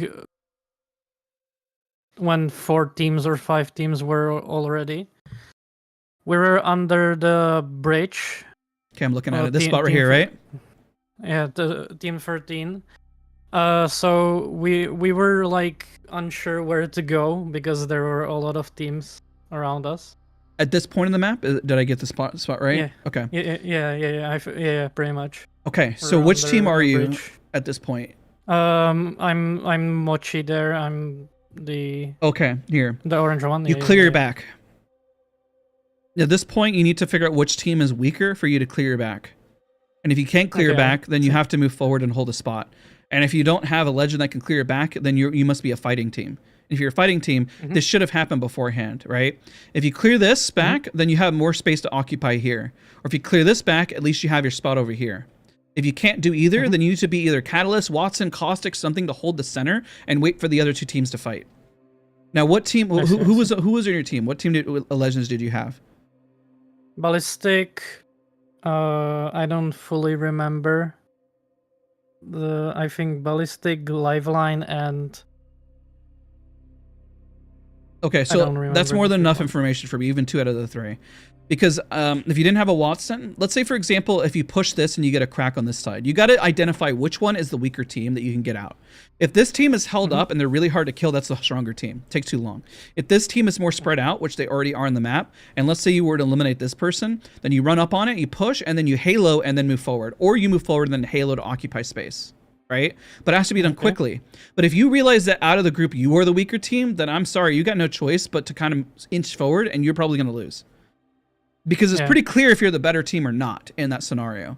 If we were like, I just couldn't get cracks or knocks on anybody left and right. Like, yeah, I mean, these guys were just better. Skill issue. You should have been able to knock somebody on either left side or back side to clear your back. Yeah, okay. And that's a hard pill to swallow, because sometimes it's just like, I have been out of a fight where I'm like, dude, I was looking to see if we can crack either one of them. I couldn't get any cracks. Everyone was just postured up so well, and we were stuck in the middle. Yeah, I mean, the only thing we could have done is just run out there blindly and ash ported and then prayed to God. It's literally all we could have done. You know, it's like, I don't know what else to say. Sometimes you do it, you win, and sometimes you don't. Yeah, okay. But at least you know the answer instead of, okay, well, I really wish if you were in that scenario and you have an R99 and EVA 8 and you're trying to shoot at distance, you're not getting cracks, then probably should have had a G7 at the end. And if you ran up with a G7, you have P2020s, and you whiffed your P2020s, well, you probably should have at least had an R99 and then an EVA 8 or something instead, so then you're just nothing but rocking close range. If you had your ballistic ult and you didn't even use it instead of shoving these people, then you probably should have ballistic ulted and shoved instead. Because if you're holding I did use a lot of ballistic ult. But this would have been a moment to use it at this point, just to shove something. If you got a crack, you got to get something out. If you know there are that many teams behind you, I mean, what do you expect? Wait for zone and have 6 people on top of you? Quite literally, that's not doable. You're gonna die. And then it's just gonna be random. At the end, it's like, who won? I don't know. I mean, like, there's 6 people on us. Like, there were literally 9 in one corner. And the same thing happens here. That's why when they move this way, either they shove this building or they push this team out. What they did is they pushed this team out. Then you found that. But if you did it sooner, this team probably would have tried porting. But at least you can posture up and then fight them afterwards. Since you're on the topic about guns and like G7 and all that. Yep. So like I'm terrible with like snipers. You know, I don't touch those damn things. I don't touch the G7. I mean, I'm good at it close range, but long range, mid range, no 30-30 for me. None of that. So, you know, everyone talks about aim labs. Everyone talks about going into the firing range, all that. Like I'll do that all day, but like it's not as real as like playing, you know, an actual like game, whether it's whether you're gonna play rank, whether you're gonna play pubs, because you know you have different movement from different players. What would you suggest as far as like trying to get better with those guns? Because sometimes are you having trouble using irons with it, or are you having trouble when you have sights? It's just in general with sights on it, with irons. Like sometimes my teammates want a hot drop. Have you spent? The only gun I got to choose from is a Sentinel, and I'm like, well, I'm shit with the Sentinel, so it's like I'm gonna die, you know. So like, what would you suggest on using those guns you're not familiar with? Because I have my guns that are like 98% that I know I pick up. I'm gonna hit 98% of my shots. Then I have ones that I just strictly stay away from. I don't touch the Kraber. You know, it's a very strong gun, and I know I should be using it, but it's just like I suck with it. Whether I go in the firing range and practice all day, and then when I try to go into a match, it's like I don't touch those guns. So like, if you don't, you gotta. The problem is that you're spending too much time away from it. Hollow and I covered this when we did like a big discussion together. What is dedicated practice, right? Let's say you did spend 5 minutes with those guns, but you don't pick them up for a week. Then what was the point of spending 5 minutes with that gun? You're going to spend more time going in the range for 5 minutes than you will actually ever shooting a certain gun in game. Because realistically, when you're playing in game and you start shooting somebody at a distance, that's why people say how practice works, is that you literally need to practice in the range, then go immediately into in game. And that's why I say practice with irons. So then you're used to it with irons, because the worst case scenario is that you pick up the gun and all you have is irons with it. But by the time you pick up the gun and then get a 2x4 and then go into a fight and you shoot the gun through 3 different reloads, you've only shot the gun for approximately maybe 25 seconds. Now, if you go in the range and practice for about 4 minutes straight, just getting used to the flow of the gun, that's more practice than it will be picking up a 2 or 3x with that gun over and over and over again. I mean, it would probably, like, add up how many rounds it is. So if I say you shot it for about, let's just be generous and say you shot it for 30 seconds in game. Sometimes you may go the full game and not even shoot it, right? So if you spend 30 seconds and you want to add that up to 3 minutes of actual practice, multiply that. Right? That's how many games you have to go and grab that one gun. But I promise you, if you say you don't want to pick up those guns, what happens is that you're not actually getting as much practice as you think. You have to immediately, you practice in the range for 5 minutes, then go in game, go find the gun, get the right sight, and then maximize that practice with it. Because otherwise, if you spend a day away from it, the practice wasn't useful. But that's the hard part about Apex Legends that everyone needs to understand when it comes to whiffing and excuse me, using guns. I did the same thing with the Kraber, is that when I started picking up the Kraber, I got out of practice. Why did I stop picking up the Kraber? Even though I got over like 8,000 hours in this game, is because I don't pick up the gun because I started running Vantage all the time. So I stopped using it, and then I started sucking with it. I had to go in the range and use it for 2 minutes straight just to be like, and you saw me use it on stream at one point, I was like, oh, that's how it feels. Wow, I can't believe I was overshooting it like crazy, right? But I was out of practice with it. And that's the same reason why I'm telling you guys I'm washed on Thursday's video, is that if I don't go close range and I play a lot of ranked and I keep using support and anchor stuff, and I'm using Vantage all the time and sniping, my close range is going to start sucking no matter how many hours I put in. And I have to play catch up again. So even though you say you're going close range and everything, of course your mid to long range is going to suffer. It's just how it works. So therefore you got to use 4 or 5 minutes in the range and then immediately apply it so you don't forget it. Because I promise you, you're going to forget it. Think of it like when you go, like you can go hit the gym and go work out for an hour and then go back to your old eating habits and then forget to hit the gym 2 weeks later. What happens to the hour of the gym? It doesn't do anything. It's being diligent, being dedicated, actually putting the hours in repetition, or else it'll never work. Or somebody in chat just said mixtape. But yeah, but then you got to go find those guns. You have to apply it. You have to take the steps. Did I practice it? Did I apply it? And did I memorize it? And then if you memorized it, your brain only has so much time to retain information that if a month passes by, it's probably going to get lost again slightly. You might have gone up a little bit, but if you kept using R99, R99, P2020, P2020, P2020, P2020, P2020, then it's going to go away. I'm sorry, it just will. Yeah, that's everyone right now. Like, yeah, I don't even pick up those guns, but that's just funny how you're putting that. Yeah, and that happens to pros. It takes a second to go into it. That's why pros do the same thing and go in the range, because you can't avoid practicing, especially when things change. Even if you're playing in the NFL, like, you can't forget fundamentals. You got to go back. Everyone, once you start losing track, like, all right, guys, back to basics. Back to basics, ladies and gentlemen. I'm back at basics this season. I mean, Jesus, I'm literally back at basics trying to get myself back up to the place I want to play at. Okay, so basically, like, Richard kind of putting it as, like, practice the gun in the range and then kind of go find that gun to go pick it up, like, play a pub match and just go find that gun and just basically immediately run with that gun the entire match. Yeah, and try, and you got to put the practice in. And then whenever you're playing ranked, at one point you're like, yeah, I'm comfortable with this now. At least now it's in your utility. Okay. Like, I can pick up certain guns and I know I'm confident. The R301, the flatline. If you put a devotion in my hands, oh, no, I've barely ever shot that gun. I don't even know how to shoot it. Yeah. Like, screw that. I will never touch a devotion. There's certain guns. That's why with the P20s, it took me a while to cross over with it because I never picked up the darn P20s or the RE45s. I don't pick those guns up and I know to avoid them. But, I mean... Go ahead. Sorry. No, yeah, because sometimes like there'd be end game and like I run out of ammo. It's like I have to pick up another gun, and then it's like a sniper. I'm like, oh shit, well we lost. Sorry guys, we're getting second place. You know, so I want to be able to use those in like a situation like that, like where I have to like go in someone's box and all they have is sniper ammo and a sniper. Well, I have to pick it up, you know, because I have 0 in my 99 or I have 0 in my 301. So it's like, also be smarter with your ammo economy. This is for everyone here. If you are ending the fight with barely any ammo, then you probably should have taken some fights sooner and stopped poking from a distance with an R99 or P20 or so forth, right? You needed to clean up the right fights. if you're running that low in resources. And if you've been fighting for that long and all the teams you're fighting have low resources, it's because the fight took too long. If you're looting a box and they only have 3 or 4 cells after an extended fight, then that fight took forever to clean up. They burn through their resources, you burn through your resources, nobody's gaining. It's a waste. Okay. That's why fights have to be cleaned up efficiently, or else you burn through resources, you don't have anything. Hold on, could you repeat what you said last time? I'm sorry, I didn't hear that. With the ammo comment you were talking about? If you were taking so long in a fight, burning through, let's say you have an R3 with 250 ammo, and then you end the fight with like 60 or 70, then the fight took too long. And if by the time you look at their economy and you say, okay, well, I need shield cells now, and you loot their box and they don't have anything on it, that fight wasn't worth it anymore. That took way too long to clean up. How did everyone burn through 200 ammo and everyone burn through like 6 or 7 bats? Now, if you crack somebody 4 or 6 times, that means that they burned through 6 bats, right? Right. That fight's taking too long. That's crazy. So basically, if you're on a limited amount, just clean up a fight that you know you could take. Yep, you're gonna need to. I mean, or go loot. And if it's too late in zone, then I would be asking the question, 1, how did you loot so poorly to the point where you're ending that spot where you need resources? Or what fight did you take earlier? Like, especially early game, I'll give an example. When people are stuck in E-District, this happens all the time, okay?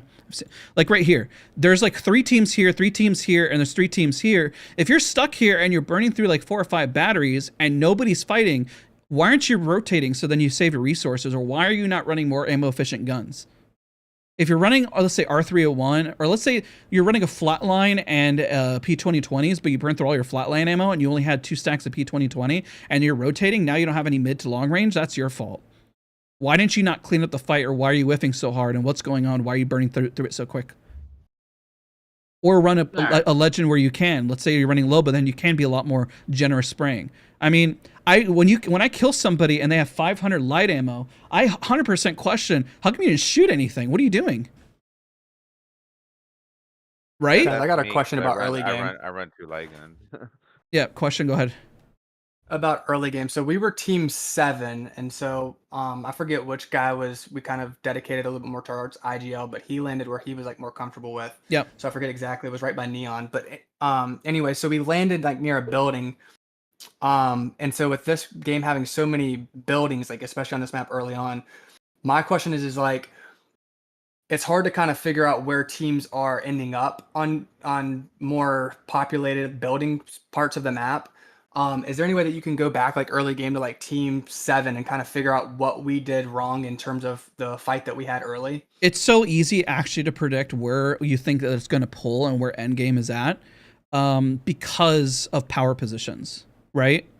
If you see early on people are fighting, sure, that's going to happen. But if I think, let's say, for example, we know that it's going to end over here. We know that this building here is going to be a strong spot. This building here is going to be a strong spot. Maybe the center here is going to be a strong spot. This is not strong, but somebody could hold here. You know that's where more likely teams are going to be because they're better positions, right? So if you're rotating late, then you can assume that either somebody's going to play there, or if it's free, then you rotate it early enough for it. Now, if you're playing on the outskirts here, then you either need to clean up these fights or go to the next power position. It's as simple as that. Or if you're not going to go for the power position, then you need to gate and be confident to clean stuff up efficiently. It's very easy to predict what's going to happen next. I know it may not seem like it, but just think like, let's just go ahead and say the map was pulling over on City Hall. Like, let's just pretend it's this side, right? Can you tell me where are good positions based on where I'm circling right here? What are good spots? And I can already name you 3. I would say around City Hall, like left side of City Hall. Even simpler, the center right here gives you a lot of power. The bridge gives you a lot of power. Or these buildings right here. You know, anywhere that can give you that power. You know, you don't want to necessarily play any of these outskirts here because you got height looking down on you. You can play the buildings, but I don't think many endings end up in City Hall towards like the buildings itself. Usually they're out in the open or they pull north side because they don't want people to postured up in them most of the time. That's why you know there are certain end zones where the game will not end there. Apex Legends has places it will not end. And you can learn that over time by playing, or you can look at a map online that shows that it will not end to the spot, right? It just won't. It's statistically impossible. Right. They have exited out. It will not end there. So 1, 2, you know, and like other spots, maybe like some of the City Hall buildings, 3, there you go, right? That's an easy win. So if you play anywhere else, that's already your answer. And you said, well, we got gated here. Well, no, duh, there's going to be a team there. You know, that's what happens. Now, if you're fighting late and you have 3 teams there, then you're going to shove your way into a spot at some point. You have to like say, this is my spot. I want this, or this team is weak. If you have 3 teams, let's go to say you're late and you clean everyone up and you have better resources. Everyone's got 3 or 4 bats. All of you are on purple and the team in the center is blue.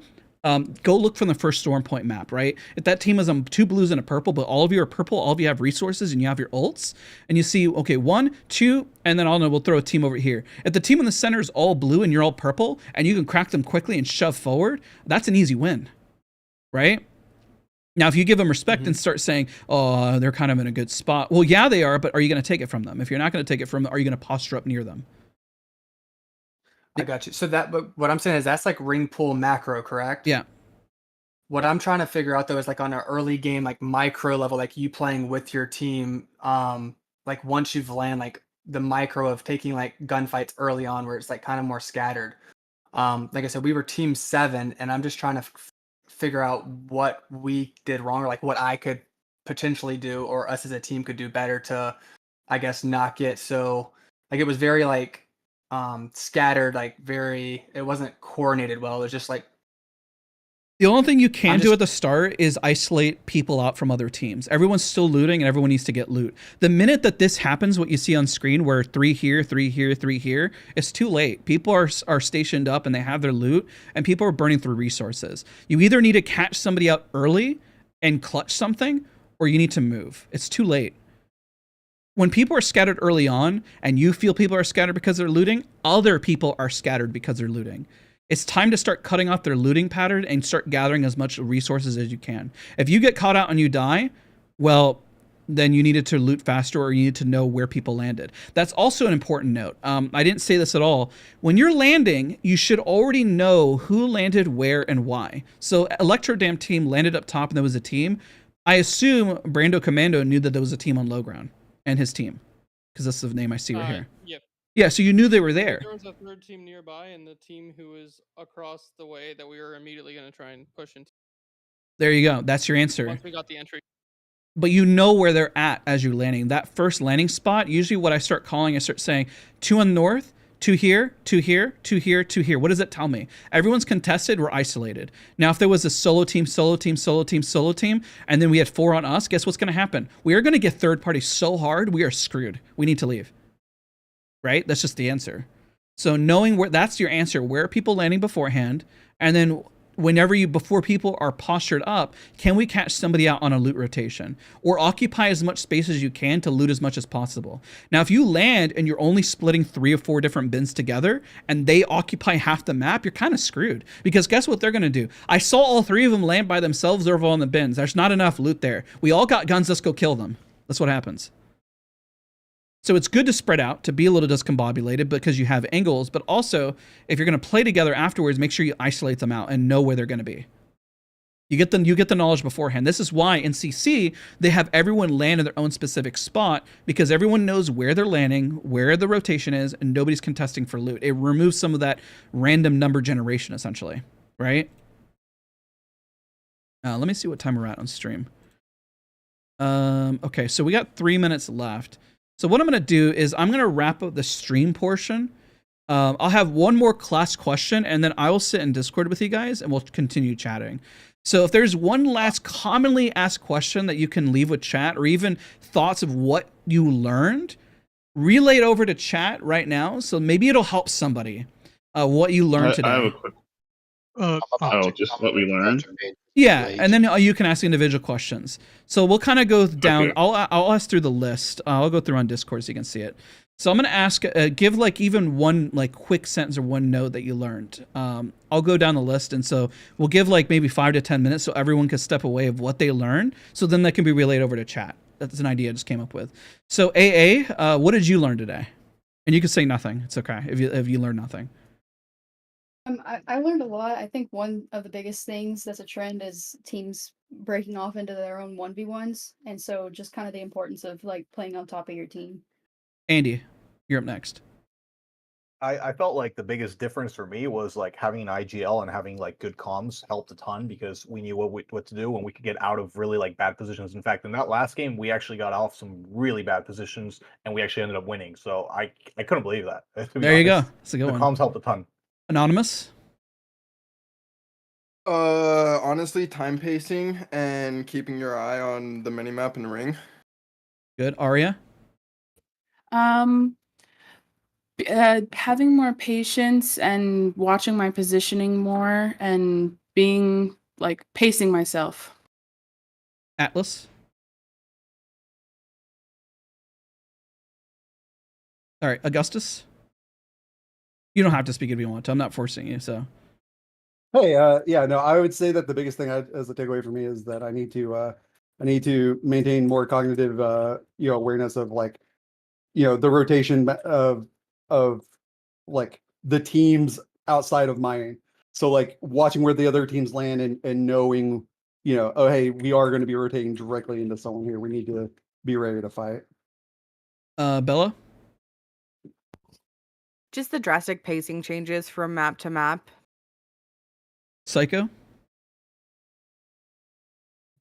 I've learned to, when there's one more teammate, we've killed two, and one is running away, and if we're able to just hunt them down and kill them, because it's like, why let them get away, get banners and res, and then we got to deal with, a full squad again. So I've learned, I did that. Me and the other people I was teamed up with on AC, when we were fighting in one of the areas, we hunted down the Mirage because we knew he was able to get those banners and a Moby. So, but we had enough confidence where we're gonna finish this dude as well because no one's bugging us. So I've noticed There to you just go. Playing together. get the solo and kill them, because like at that point, with Alter and Mirage and Lifeline, all them, they all have these things with their class that they're able to do. Like Alter, you go back to port and all that stuff. So we notice to just finish them if we're able to. So Remember, everything I said today can be countered as long as you play together. If that's one thing that can take away, if you're going to make a decision, whether it's right or wrong, play it together. Brando, up next. I'd definitely say just like making sure to like use clear comms. That way everybody is always on the same page, and that way when you guys go to fight, everybody knows exactly what they need to do. That way you can clean things up quickly and efficiently. That way when you do inevitably get thirded, you're already ready for them. Perfect. Carney. There was a lot today, but mostly realizing for myself how much I stand in the open again. Watching it back, did make me see that I was easy target, being an easy target.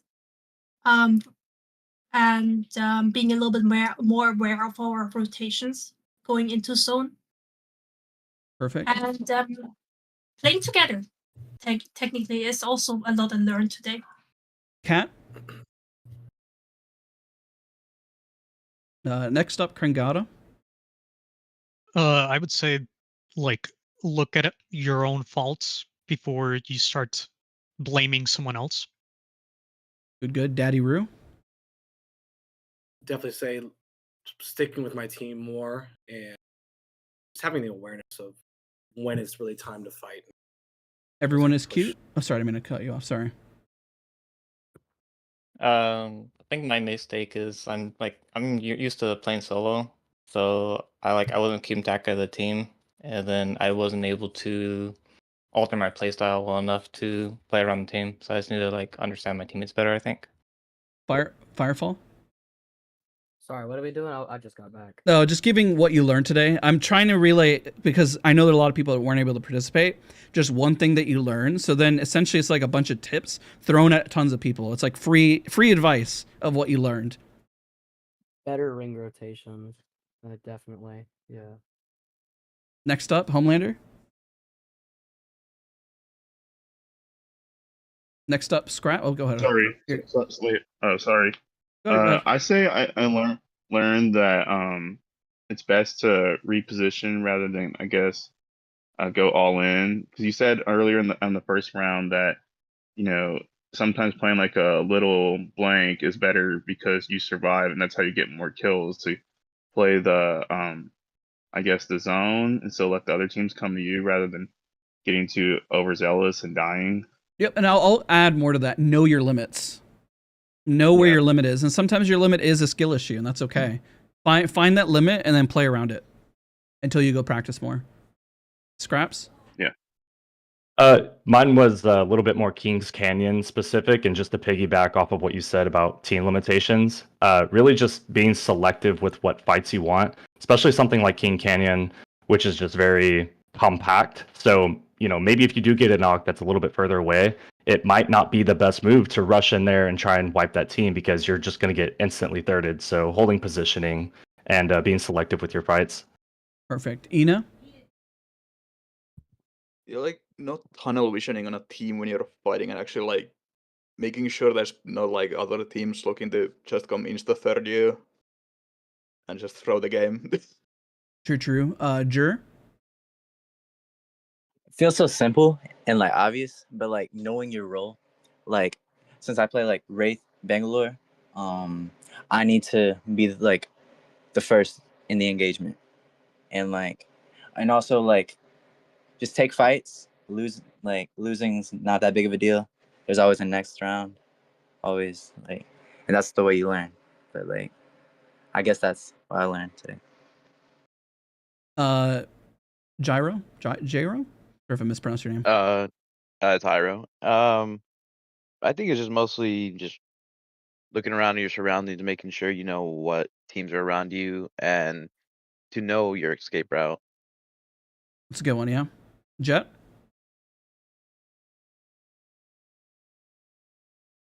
Jesus Christ, is Jason Bourne next? Yeah, I think my biggest thing. Oh, I'm sorry, I muted is... myself. Oh, sorry. Okay. Go ahead, Jet. I didn't know if you were there.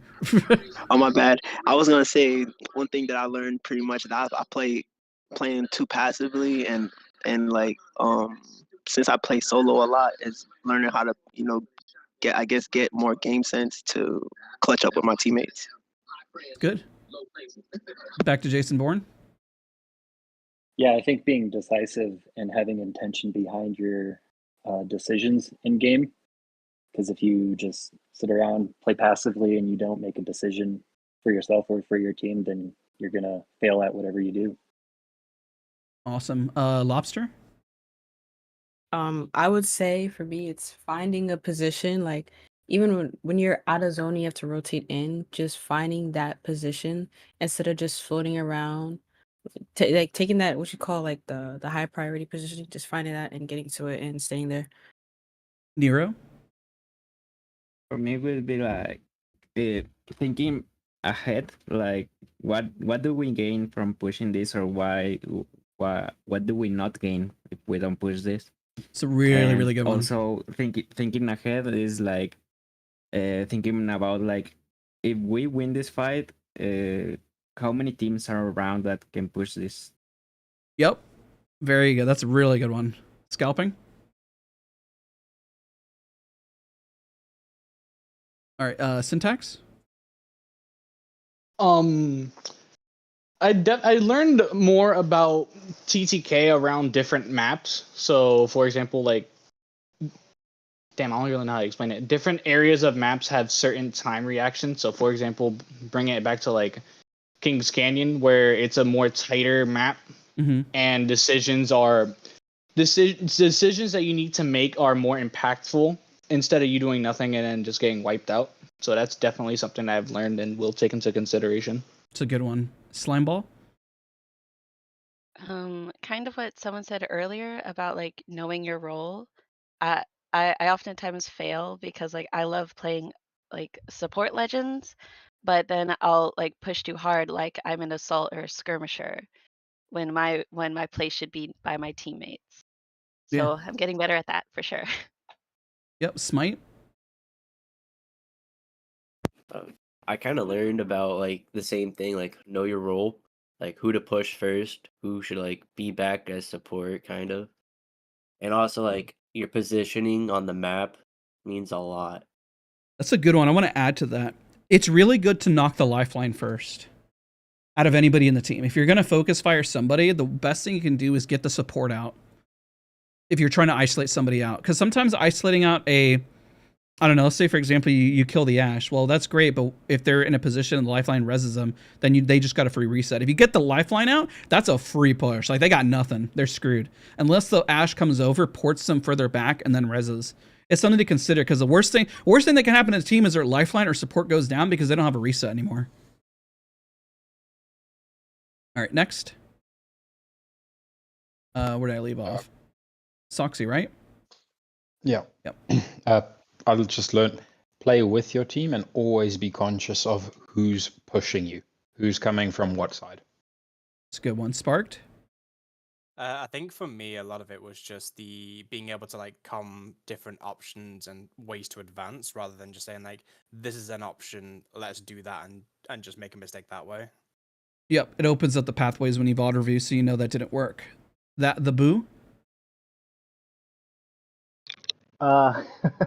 Yeah, so I think for me, I had a lot of like issues generally because it was a high ping server for me. But what I got out of this was that positioning, being aware of where you are in the ring and where you want to be, where the other teams might be, and sort of like using that to control just how much of the fight you engage with. So most of the times I noticed we lost quick when we sort of centered ourselves in the ring as opposed to maybe playing outside. And yeah. Cool. The bees are coming. I love that name. It's hilarious. Thanks. So I personally learned that staying calm is like everything. Because like the amount of times during this, whatever you want to call it, this masterclass, I have died, I've panicked, and I or my teammates have thrown because we panicked and we didn't know what to do. Like someone gets snared out in the open, and then we're all trying to run away, and we can't really do anything about the team because they're right up on us, and we can't really do anything because we're all trying to freak out and go our separate ways. Perfect. Tries? So just staying calm. Staying calm. I love it. For me, it definitely would have been knowing when to stay like on top of your team, like before a big push, and knowing when you can kind of like, spread out and like hold people out and cover more ground. And my example would probably be on Storm Point there at the end. Like we managed to win that game, but we almost lost it. And you even pointed it out when we took those Ashe portals like back to back, and we were way too spread out, and we almost lost that game because of it. And we should have been like way tighter as a group. Good. Uma? Yeah, I came in to this with nerves, so kind of in line with what Bees was saying. You just have to maintain that confidence in your skills that you already have learned and know that you can do it.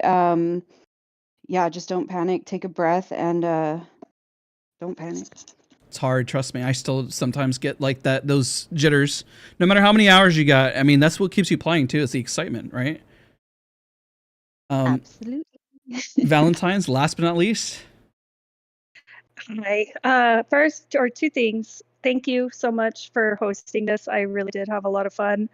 But my takeaway is going to be to stop the panic calms. Yeah, that's a good one. These are all great. I'm glad that thank you so much everyone for one, participating, two, also adding your tips, because I think people hearing it directly from you guys is so much more impactful than just hearing me reiterate everything over and over again, because it's what you guys learned today. Remember, even though you've learned, and the unfortunate part of this game is you get better, you're only going to get placed against better players. And so the learning never stops, which is also why people really enjoy games like Apex or League of Legends or Valorant or CS, is that they're highly competitive. Once you break down one wall, guess what? Another one shows up. And that's kind of the beauty of learning. As long as you can realize that everything takes a step in the right direction to improve, then you won't get as frustrated, because at least you're making a decision. I can't tell me the times I have pushed and I'm like, well, that costed me, but at least I know I probably should have played a little more patient, or I should have waited till I isolated somebody out, or I didn't have information there. Then it gets easier. That's why I don't get mad on stream. So that's also my biggest tip. As you tear down one wall, another one shows up. And that's kind of why you play the game, I assume, is that you have fun learning and improving. Don't let that become your biggest enemy, because that's why we get addicted to doing the things that we do, because we see that there's a pathway to do more. All right, what I'm going to do is I'm going to stay in voice call. Let me just end the stream. So everyone who is here in stream, I want to thank all of you guys for hanging out. Hopefully these tips were helpful that you heard at the very end. This VOD will live up here forever, just as it did with the last masterclass, if you ever want to refer back. Remember, my biggest takeaway too is play together, make a firm decision, whether it's right or wrong. Sometimes the worst IGLs can be the best ones, because what that decision is could be the most unorthodox thing that you've ever seen in the world, and sometimes it can work. You won't know things work until you try it. So guys, thank you guys so much for watching. Appreciate everyone. I'm going to sit here afterwards and answer questions, and we'll see you guys all in the next one. Bye, everybody.